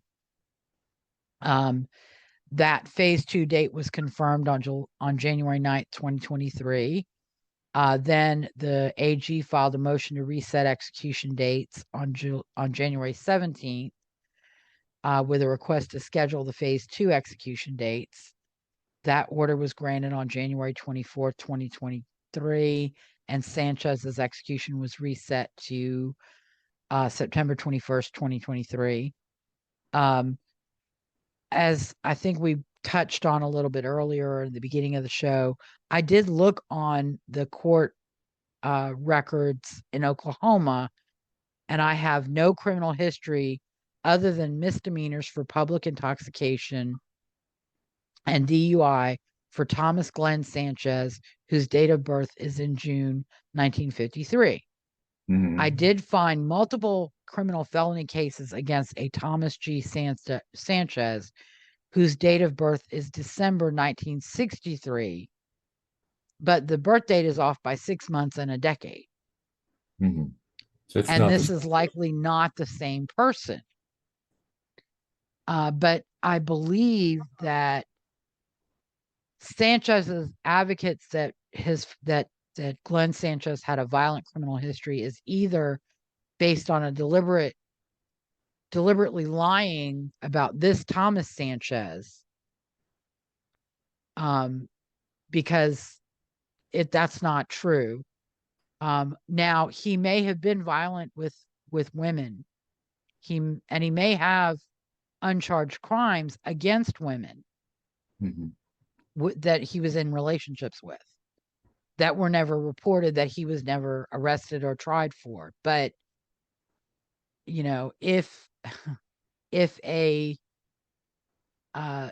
you have to have a criminal charge and a criminal conviction in order to have a felony history, then he doesn't have one.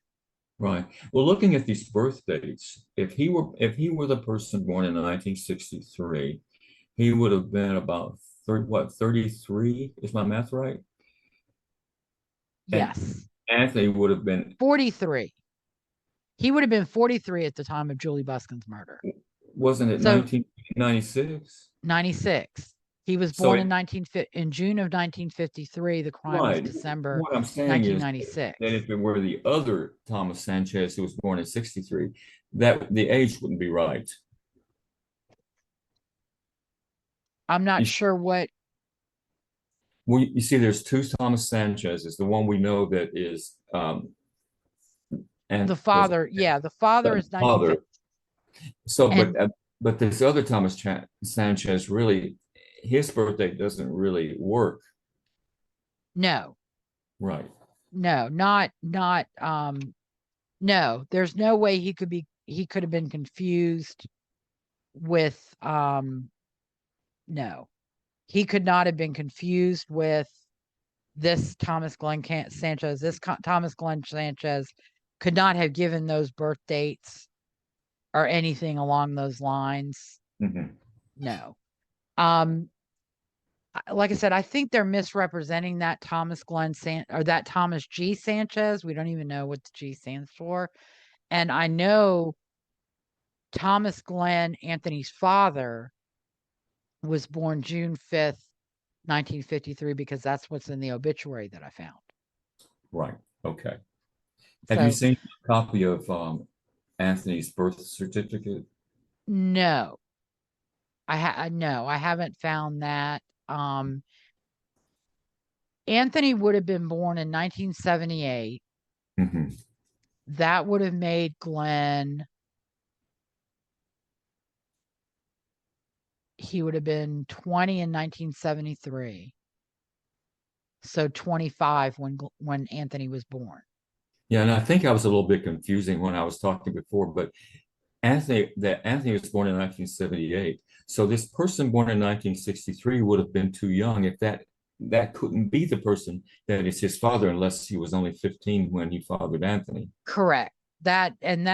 Yes, you are correct. But the other thing that's interesting is Glen Sanchez would have been 43 at the time of Juli Busken's murder.